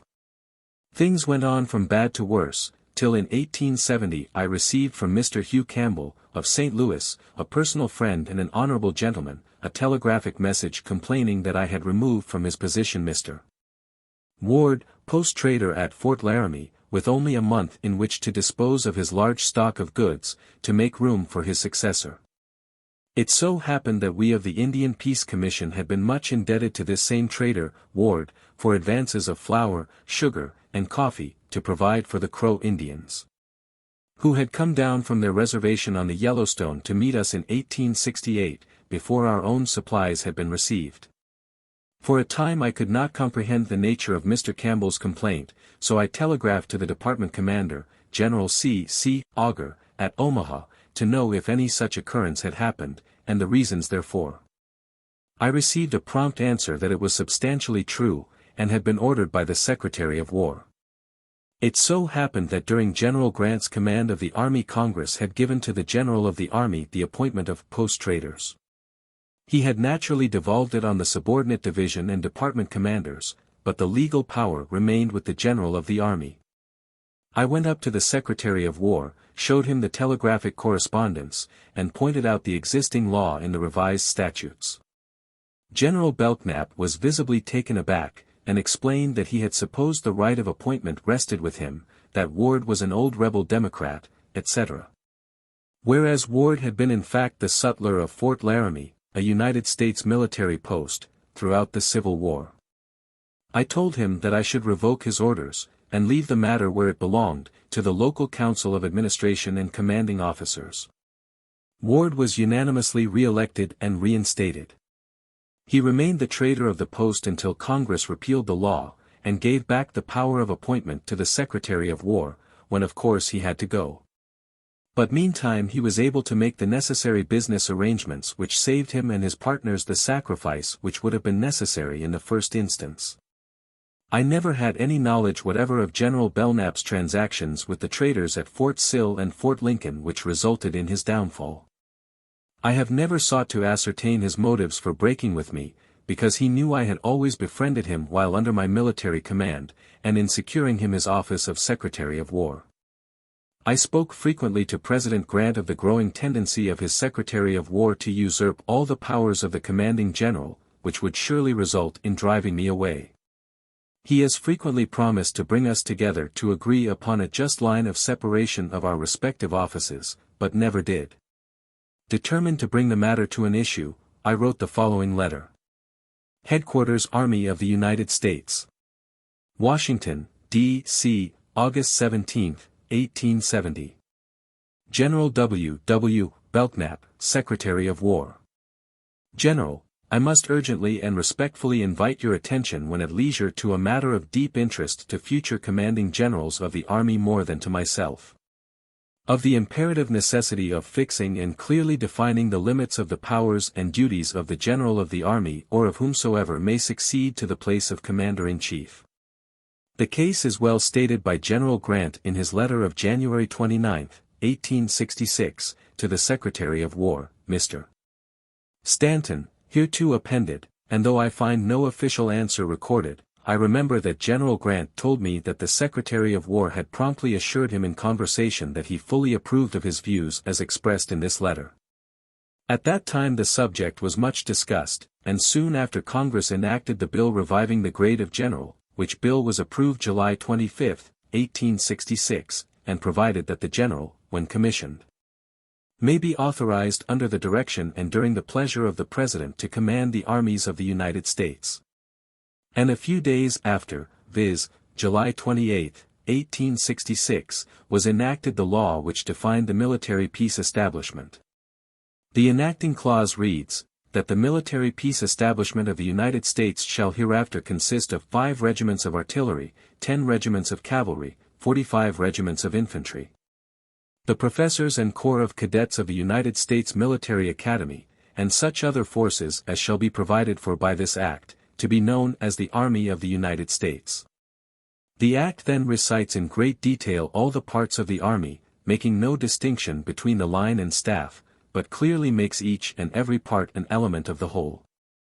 Section 37 provides for a board to revise the Army regulations and report, and declares that the regulations then in force, viz., those of 1863, should remain until Congress shall act on said report. And Section 38 and last enacts that all laws and parts of laws inconsistent with the provisions of this Act be and the same are hereby repealed. Under the provisions of this law my predecessor, General Grant, did not hesitate to command and make orders to all parts of the Army, the Military Academy, and staff. And it was under his advice that the new regulations were compiled in 1868 that drew the line more clearly between the high and responsible duties of the Secretary of War and the General of the Army. He assured me many a time before I was called here to succeed him that he wanted me to perfect the distinction. And it was by his express orders that on assuming the command of the Army I specifically placed the heads of the staff corps here in Washington in the exact relation to the Army which they would bear to an army in the field. I am aware that subsequently, in his orders of March 26, he modified his former orders of March 5, but only as to the heads of bureaus in Washington, who have, he told me, certain functions of office imposed on them by special laws of Congress. Which laws, of course, override all orders and regulations, but I did not either understand from him in person, or from General Rawlins, at whose instance this order was made, that it was designed in any way to modify, alter, or change his purposes that division and department commanders, as well as the General of the Army, should exercise the same command of the staff as they did of the line of the Army. I need not remind the Secretary that orders and reports are made to and from the Military Academy which the General does not even see, though the Military Academy is specifically named as a part of that Army which he is required to command. Leaves of absence are granted, the stations of officers are changed, and other orders are now made directly to the Army, not through the General, but direct through other officials and the Adjutant General. So long as this is the case I surely do not command the Army of the United States, and am not responsible for it. I am aware that the confusion results from the fact that the 37th section of the Act of July 28, 1866, clothes the Army regulations of 1863 with the sanction of law. But the next section repeals all laws and parts of laws inconsistent with the provisions of this Act. The regulations of 1863 are but a compilation of orders made prior to the war, when such men as Davis and Floyd took pleasure in stripping General Scott of even the semblance of power, and purposely reduced him to a cipher in the command of the Army. Not one word can be found in those regulations speaking of the duties of the Lieutenant General commanding the Army, or defining a single act of authority rightfully devolving on him. Not a single mention is made of the rights and duties of a Commander-in-Chief of the Army. He is ignored, and purposely, too, as a part of the program resulting in the rebellion, that the army without a legitimate head should pass into the anarchy which these men were shaping for the whole country. I invite your attention to the Army Regulations of 1847, when our best soldiers lived, among whom was your own father, and see paragraphs 48 and 49, page 8, and they are so important that I quote them entire. 48. The military establishment is placed under the orders of the Major General Commanding-in-Chief in all that regards its discipline and military control. Its fiscal arrangements properly belong to the administrative departments of the staff and to the Treasury Department under the direction of the Secretary of War. 49. The General of the Army will watch over the economy of the service in all that relates to the expenditure of money, supply of arms, ordnance and ordnance stores, clothing, equipments, camp equipage, medical and hospital stores, barracks, quarters, transportation, military academy, pay, and subsistence, in short, everything which enters into the expenses of the military establishment, whether personal or material.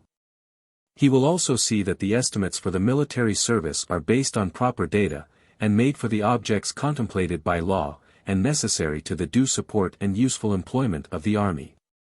In carrying into effect these important duties, he will call to his counsel and assistance the staff, and those officers proper, in his opinion, to be employed in verifying and inspecting all the objects which may require attention. The rules and regulations established for the government of the army, and the laws relating to the military establishment, are the guides to the commanding general in the performance of his duties. Why was this, or why was all mention of any field of duty for the head of the army left out of the Army Regulations? Simply because Jefferson Davis had a purpose, and absorbed to himself, as Secretary of War, as General Grant well says, all the powers of Commander-in-Chief. Floyd succeeded him, and the last regulations of 1863 were but a new compilation of their orders, hastily collected and published to supply a vast army with a new edition. I contend that all parts of these regulations inconsistent with the law of July 28, 1866, are repealed. I surely do not ask for any power myself, but I hope and trust, now when we have a military president and a military secretary of war, that in the new regulations to be laid before Congress next session the functions and duties of the Commander-in-Chief will be so clearly marked out and defined that they may be understood by himself and the army at large. I am, with great respect, your obedient servant. W. T. Sherman, General. Enclosure. Washington, January 29, 1866. Honorable E. M. Stanton, Secretary of War. From the period of the difficulties between Major General, now Lieutenant General, Scott with Secretary Marcy, during the administration of President Polk, the command of the army virtually passed into the hands of the Secretary of War. From that day to the breaking out of the rebellion the General-in-Chief never kept his headquarters in Washington, and could not, consequently, with propriety resume his proper functions. To administer the affairs of the army properly, headquarters and the Adjutant General's office must be in the same place. During the war, while in the field, my functions as commander of all the armies was never impaired, but were facilitated in all essential matters by the administration and by the War Department. Now, however, that the war is over, and I have brought my headquarters to the city, I find my present position embarrassing and, I think, out of place. I have been intending, or did intend, to make the beginning of the new year the time to bring this matter before you, with the view of asking to have the old condition of affairs restored. But from diffidence about mentioning the matter have delayed. In a few words I will state what I conceive to be my duties and my place, and ask respectfully to be restored to them and it. The entire Adjutant General's office should be under the entire control of the General-in-Chief of the Army. No orders should go to the Army, or the Adjutant General, except through the General-in-Chief. Such as require the action of the President would be laid before the Secretary of War, whose actions would be regarded as those of the President. In short, in my opinion, the General-in-Chief stands between the President and the Army in all official matters, and the Secretary of War is between the Army, through the General-in-Chief, and the President. I can very well conceive that a rule so long disregarded could not, or would not, be restored without the subject being presented, and I now do so respectfully for your consideration. U.S. Grant, Lieutenant General. General Belknap never answered that letter. In August, 1870, was held at Des Moines, Iowa, an encampment of old soldiers which I attended, en route to the Pacific, and at Omaha received this letter. Long Branch, New Jersey, August 18, 1870. General W. T. Sherman. Dear General, your letter of the 7th inst did not reach Long Branch until after I had left for St. Louis, and consequently is just before me for the first time. I do not know what changes recent laws, particularly the last Army bill passed, make in the relations between the General of the Army and the Secretary of War. Not having this law or other statutes here, I cannot examine the subject now, nor would I want to without consultation with the Secretary of War. On our return to Washington I have no doubt but that the relations between the Secretary and yourself can be made pleasant, and the duties of each be so clearly defined as to leave no doubt where the authority of one leaves off and the other commences. My own views, when commanding the Army, were that orders to the Army should go through the General. No changes should be made, however, either of the location of troops or officers, without the knowledge of the Secretary of War.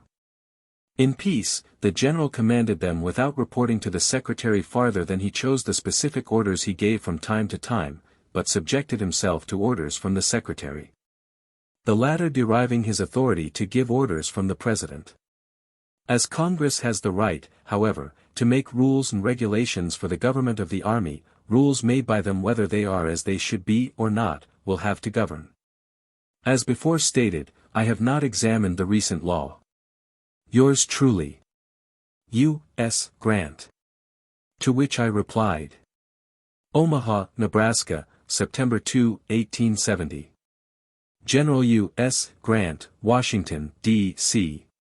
Dear General, I have received your most acceptable letter of August 18, and assure you that I am perfectly willing to abide by any decision you may make. We had a most enthusiastic meeting at Des Moines, and General Belknap gave us a fine, finished address. I have concluded to go over to San Francisco to attend the annual celebration of the Pioneers, to be held on the 9th instant. From there I will make a short tour, aiming to get back to St. Louis by the 1st of October, and so on to Washington without unnecessary delay. Conscious of the heavy burdens already on you, I should refrain from adding 1 ounce to your load of care. But it seems to me now is the time to fix clearly and plainly the field of duty for the Secretary of War and the Commanding General of the Army, so that we may escape the unpleasant controversy that gave so much scandal in General Scott's time, and leave to our successors a clear field. No matter what the result, I promise to submit to whatever decision you may make. I also feel certain that General Belknap thinks he is simply executing the law as it now stands, but I am equally certain that he does not interpret the law reviving the grade of general, and that fixing the peace establishment of 1868, as I construe them. For instance, I am supposed to control the discipline of the military academy as a part of the Army, whereas General Belknap ordered a court of inquiry in the case of the colored cadet, made the detail, reviewed the proceedings, and made his order, without my knowing a word of it, except through the newspapers. And more recently, when I went to Chicago to attend to some division business, I found the Inspector General, Hardy, under orders from the Secretary of War to go to Montana on some claim business. All I ask is that such orders should go through me. If all the staff officers are subject to receive orders direct from the Secretary of War, it will surely clash with the orders they may be in the act of executing from me, or from their immediate commanders. I ask that General Belknap draw up some clear, well-defined rules for my action, that he show them to me before publication, that I make on them my remarks, and then that you make a final decision. I promise faithfully to abide by it, or give up my commission. Please show this to General Belknap, and I will be back early in October. With great respect, your friend, W. T. Sherman. I did return about October 15, saw President Grant, who said nothing had been done in the premises, but that he would bring General Belknap and me together and settle this matter. Matters went along pretty much as usual till the month of August, 1871, when I dined at the Arlington with Admiral Alder and General Belknap. The former said he had been promoted to Rear Admiral and appointed to command the European squadron, then at Villa Franca, near Nice, and that he was going out in the frigate Wabash, inviting me to go along. I had never been to Europe, and the opportunity was too tempting to refuse. After some preliminaries I agreed to go along, taking with me as aides-de-camp Colonel Audenried and Lieutenant Fred Grant. The Wabash was being overhauled at the Navy Yard at Boston, and was not ready to sail till November, when she came to New York, where we all embarked Saturday, November 11th. I have very full notes of the whole trip, and here need only state that we went out to the island of Madeira, and thence to Cadiz and Gibraltar. Here my party landed, and the Wabash went on to Villa Franca. From Gibraltar we made the general tour of Spain to Bordeaux, through the south of France to Marseilles, Toulon, etc., to Nice, from which place we rejoined the Wabash and brought ashore our baggage. From Nice we went to Genoa, Turin, the Mont Cenis Tunnel, Milan, Venice, etc., to Rome. Thence to Naples, Messina, and Syracuse, where we took a steamer to Malta. From Malta to Egypt and Constantinople, to Sebastopol, Poti, and Tiflis. At Constantinople and Sebastopol my party was increased by Governor Curtin, his son, and Mr. McGahan.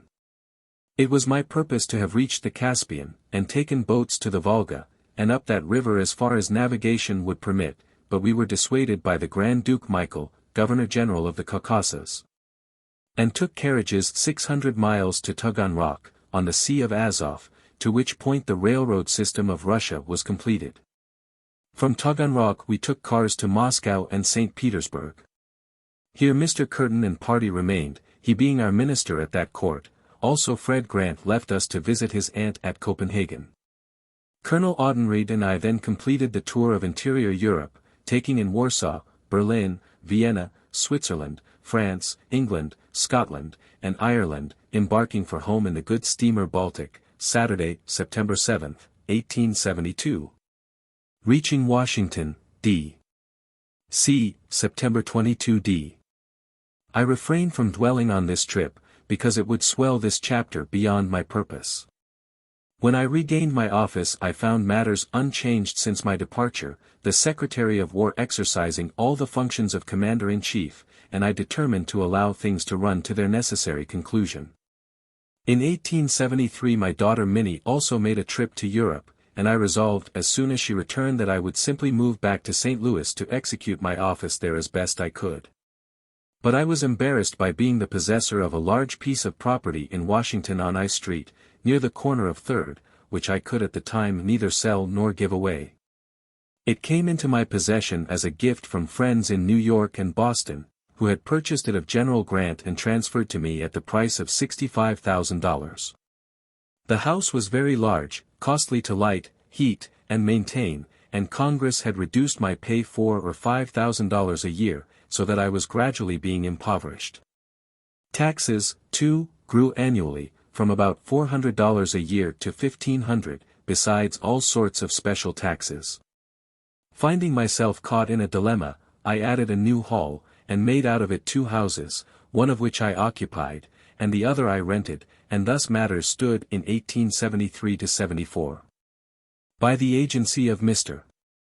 Hall, a neighbor and broker, I effected a sale of the property to the present owner, Mr. Emery, at a fair price, accepting about half payment in notes, and the other half in a piece of property on E Street, which I afterward exchanged for a place in Site Brillante, a suburb of St. Louis, which I still own. Being thus footloose, and having repeatedly notified President Grant of my purpose, I wrote the Secretary of War on the 8th day of May, 1874, asking the authority of the President and the War Department to remove my headquarters to St. Louis. On the 11th day of May General Belknap replied that I had the assent of the President and himself, enclosing the rough draft of an order to accomplish this result, which I answered on the 15th, expressing my entire satisfaction, only requesting delay in the publication of the orders till August or September, as I preferred to make the changes in the month of October. On the 3d of September these orders were made. War Department, Adjutant General's Office, Washington, September 8, 1874. General Orders No. 108. With the assent of the President, and at the request of the General, the headquarters of the armies of the United States will be established at St. Louis, Missouri, in the month of October next. The regulations and orders now governing the functions of the General of the Army, and those in relation to transactions of business with the War Department and its bureaus, will continue in force. By order of the Secretary of War. E. D. Townsend, Adjutant General. Our daughter Minnie was married October 1, 1874, to Thomas W. Fitch, United States Navy, and we all forthwith packed up and regained our own house at St. Louis, taking an office on the corner of 10th and Locust Streets. The only staff I brought with me were the aides allowed by law, and, though we went through the forms of command, I realized that it was a farce, and it did not need a prophet to foretell it would end in a tragedy. We made ourselves very comfortable, made many pleasant excursions into the interior, had a large correspondence, and escaped the mortification of being slighted by men in Washington who were using their temporary power for selfish ends. Early in March, 1676, appeared in all the newspapers of the day the sensational report from Washington that Secretary of War Belknap had been detected in selling sutlerships in the army. That he had confessed it to Representative Blackburn, of Kentucky, that he had tendered his resignation, which had been accepted by the President, and that he was still subject to impeachment, would be impeached and tried by the Senate. I was surprised to learn that General Belknap was dishonest in money matters, for I believed him a brave soldier, and I sorely thought him honest. But the truth was soon revealed from Washington, and very soon after I received from Judge Alphonso Taft, of Cincinnati, a letter informing me that he had been appointed Secretary of War, and should insist on my immediate return to Washington. I answered that I was ready to go to Washington, or anywhere, if assured of decent treatment. I proceeded to Washington, when, on the 6th of April, were published these orders. General Orders No. 28. The following orders of the President of the United States are hereby promulgated for the information and guidance of all concerned. The headquarters of the Army are hereby re-established at Washington City. And all orders and instructions relative to military operations or affecting the military control and discipline of the Army issued by the President through the Secretary of War, shall be promulgated through the General of the Army. And the departments of the Adjutant General and the Inspector General shall report to him, and be under his control in all matters relating thereto. By order of the Secretary of War. E. D. Townsend, Adjutant General. This was all I had ever asked. Accordingly my personal staff were brought back to Washington, where we resumed our old places. Only I did not, for some time, bring back the family, and then only to a rented house on 15th Street, which we occupied till we left Washington for good. During the period from 1876 to 1884 we had as Secretaries of War in succession, the Hons. Alphonso Taft, J. D. Cameron, George W. McCrary, Alexander Ramsey, and R. T. Lincoln, with each and all of whom I was on terms of the most intimate and friendly relations. And here I will record of Washington that I saw it, under the magic hand of Alexander R. Shepard, grow from a straggling, ill-paved city, to one of the cleanest, most beautiful, and attractive cities of the whole world. Its climate is salubrious, with as much sunshine as any city of America. The country immediately about it is naturally beautiful and romantic, especially up the Potomac, in the region of the Great Falls.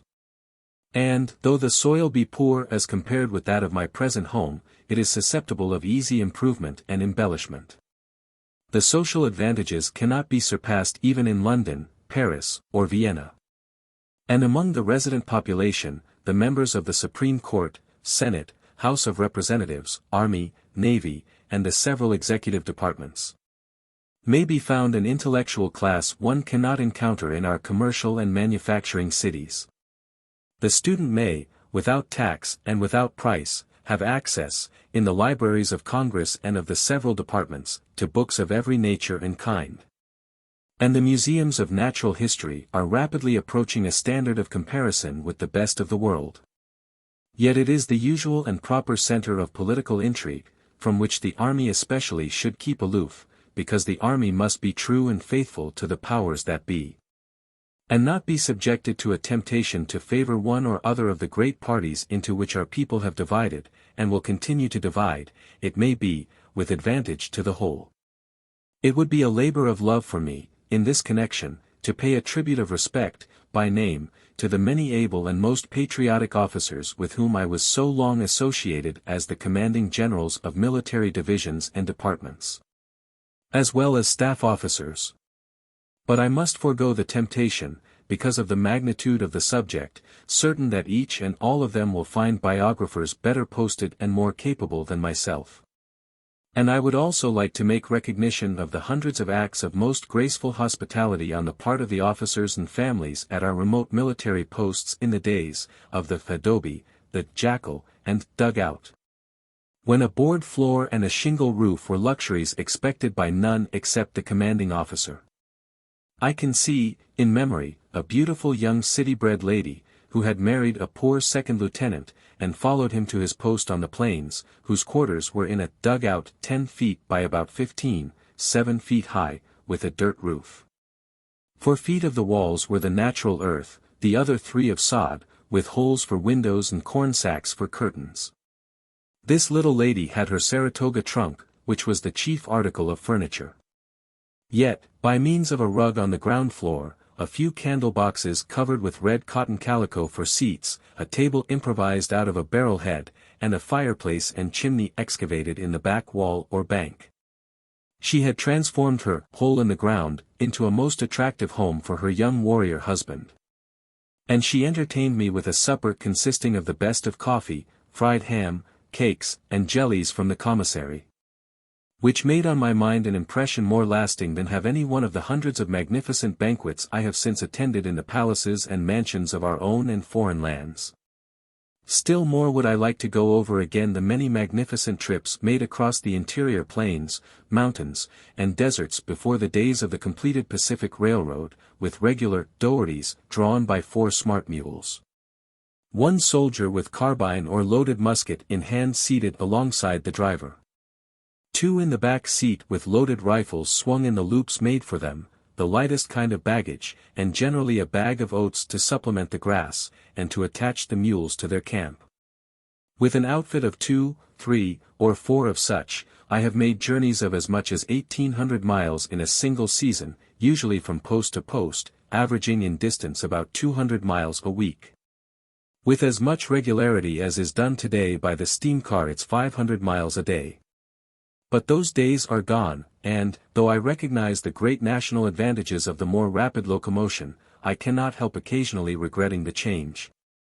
One instance in 1866 rises in my memory, which I must record. Returning eastward from Fort Garland, we ascended the Rocky Mountains to the Sangre de Cristo Pass. The road descending the mountain was very rough and sidling. I got out with my rifle, and walked ahead about 4 miles, where I awaited my dougherty. After an hour or so I saw, coming down the road, a wagon, and did not recognize it as my own till quite near. It had been upset, the top all mashed in, and no means at hand for repairs.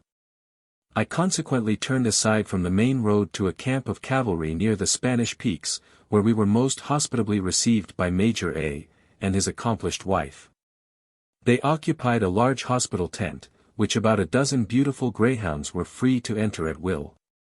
The ambulance was repaired, and the next morning we renewed our journey, escorted by the Major and his wife on their fine saddle horses. They accompanied us about 10 miles of the way. And, though age has since begun to tell on them, I shall ever remember them in their pride and strength as they galloped alongside our wagons down the long slopes of the Spanish Peaks in a driving snowstorm. And yet again would it be a pleasant task to recall the many banquets and feasts of the various associations of officers and soldiers, who had fought the good battles of the Civil War, in which I shared as a guest or host, when we could indulge in a reasonable amount of glorification at deeds done and recorded, with wit, humor, and song. These when memory was fresh, and when the old soldiers were made welcome to the best of cheer and applause in every city and town of the land. But no. I must hurry to my conclusion, for this journey has already been sufficiently prolonged. I had always intended to divide time with my natural successor, General P.H. Sheridan, and Early, notified him that I should about the year 1884 retire from the command of the army, leaving him about an equal period of time for the highest office in the army. It so happened that Congress had meantime by successive enactments cut down the army to 25,000 men, the usual strength of a corps d'armée, the legitimate command of a lieutenant general. Up to 1882 officers not disabled by wounds or sickness could only avail themselves of the privileges of retirement on application, after 30 years of service, at 62 years of age. But on the 30th of June, 1882, a bill was passed which, by operation of the law itself, compulsorily retired all army officers, regardless of rank, at the age of 64 years. At the time this law was debated in Congress, I was consulted by senators and others in the most friendly manner, representing that, if I wanted it, an exception could justly and easily be made in favor of the general and lieutenant general, whose commissions expired with their lives. But I invariably replied that I did not ask or expect an exception in my case, because no one could know or realize when his own mental and physical powers began to decline. I remembered well the experience of Gil Blas with the Bishop of Granada, and favored the passage of the law fixing a positive period for retirement, to obviate in the future special cases of injustice such as I had seen in the recent past. The law was passed, and every officer then knew the very day on which he must retire, and could make his preparations accordingly. In my own case the law was liberal in the extreme, being without reduction in his current pay and allowances. I would be 64 years old on the 8th of February, 1884, a date inconvenient to move, and not suited to other incidents, so I resolved to retire on the first day of November, 1883, to resume my former home at St. Louis, and give my successor ample time to meet the incoming Congress. But, preliminary thereto, I concluded to make one more tour of the continent, going out to the Pacific by the northern route and returning by that of the 35th parallel. This we accomplished, beginning at Buffalo, June 21, and ending at St. Louis, Missouri, September 30, 1883, a full and most excellent account of which can be found in Colonel Tidball's diary, which forms part of the report of the General of the Army for the year 1883. Before retiring also, as was my duty, I desired that my aides-de-camp who had been so faithful and true to me should not suffer by my act. All were to retain the rank of colonels of cavalry till the last day, February 8, 1884. But meantime each secured places, as follows. Colonel O. M. Poe was Lieutenant Colonel of the Engineer Corps United States Army, and was by his own choice assigned to Detroit in charge of the engineering works on the Upper Lakes, which duty was most congenial to him. Colonel J. C. Tidball was assigned to command the artillery school at Fort Monroe, by virtue of his commission as Lieutenant Colonel, 3rd Artillery, a station for which he was specially qualified. Colonel John E. Tourtelot was then entitled to promotion to Major of the 7th Cavalry, a rank in which he could be certain of an honorable command. The only remaining aide-de-camp was Colonel John M. Bacon, who utterly ignored self in his personal attachment to me. He was then a captain of the 9th Cavalry, but with almost a certainty of promotion to be Major of the 7th before the date of my official retirement, which actually resulted. The last two accompanied me to St. Louis, and remained with me to the end. Having previously accomplished the removal of my family to St. Louis, and having completed my last journey to the Pacific, I wrote the following letter. Headquarters Army United States. Washington, D.C., October 8, 1883. Honorable R. T. Lincoln, Secretary of War. SIR, by the Act of Congress, approved June 30, 1882, all Army officers are retired on reaching the age of 64 years. If living, I will attain that age on the 8th day of February, 1884. But as that period of the year is not suited for the changes necessary on my retirement, I have contemplated anticipating the event by several months, to enable the President to meet these changes at a more convenient season of the year. And also to enable my successor to be in office before the assembling of the next Congress. I therefore request authority to turn over the command of the Army to Lieutenant General Sheridan on the first day of November, 1883, and that I be ordered to my home at St. Louis, Missouri, there to await the date of my legal retirement. And inasmuch as for a long time I must have much correspondence about war and official matters, I also ask the favor to have with me for a time my two present aides-de-camp, Colonels J. E. Tourtelot and J. M. Bacon. The others of my personal staff, viz., Colonels O. M. Poe and J. C. Tidball, have already been assigned to appropriate duties in their own branches of the military service, the engineers and artillery. All should retain the rank and pay as aides-de-camp until February 8, 1884. By or before the first day of November I can complete all official reports, and believe I can surrender the Army to my successor in good shape and condition, well provided in all respects, and distributed for the best interests of the country. I am grateful that my physical and mental strength remain unimpaired by years, and am thankful for the liberal provision made by Congress for my remaining years, which will enable me to respond promptly to any call the President may make for my military service or judgment as long as I live. I have the honor to be your obedient servant. W. T. Sherman, General. The answer was: War Department, Washington City, October 10, 1888. General W. T. Sherman, Washington, D.C.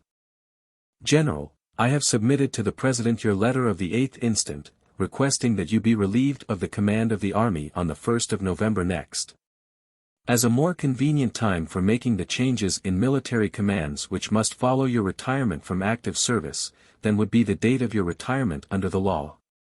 In signifying his approval of your request, the President directs me to express to you his earnest hope that there may be given you many years of health and happiness in which to enjoy the gratitude of your fellow citizens, well earned by your most distinguished public services. It will give me pleasure to comply with your wishes respecting your aides-de-camp, and the necessary orders will be duly issued. I have the honor to be, General, your obedient servant, Robert T. Lincoln, Secretary of War. On the 27th day of October I submitted to the Secretary of War, the Honorable R. T. Lincoln, my last annual report, embracing among other valuable matters the most interesting and condensed report of Colonel O. M. Poe, A.D.C. of the original conception, progress, and completion of the 4 great transcontinental railways, which have in my judgment done more for the subjugation and civilization of the Indians than all other causes combined, and have made possible the utilization of the vast area of pasture lands and mineral regions which before were almost inaccessible, for my agency in which I feel as much pride as for my share in any of the battles in which I took part. Promptly on the 1st of November were made the following general orders, and the command of the Army of the United States passed from me to Lieutenant General P.H. Sheridan, with as little ceremony as would attend the succession of the lieutenant colonel of a regiment to his colonel about to take a leave of absence. Headquarters of the Army, Washington, November 1, 1885. General Orders No. 77. By and with the consent of the President, as contained in General Orders No. 71, of October 13, 1883, the undersigned relinquishes command of the Army of the United States. In thus severing relations which have hitherto existed between us, he thanks all officers and men for their fidelity to the high trust imposed on them during his official life, and will, in his retirement, watch with parental solicitude their progress upward in the noble profession to which they have devoted their lives. W. T. Sherman, General. Official, R. C. Drum, Adjutant General. Headquarters of the Army, Washington, November 1, 1885. General Orders No. 78. In obedience to orders of the President, promulgated in General Orders No. 71, October 13, 1883, from these headquarters, the undersigned hereby assumes command of the Army of the United States. P. H. Sheridan, Lieutenant General. Official, R. C. Drum, Adjutant General. After a few days in which to complete my social visits, and after a short visit to my daughter, Mrs. A. M. Ficarra, at Philadelphia, I quietly departed for St. Louis.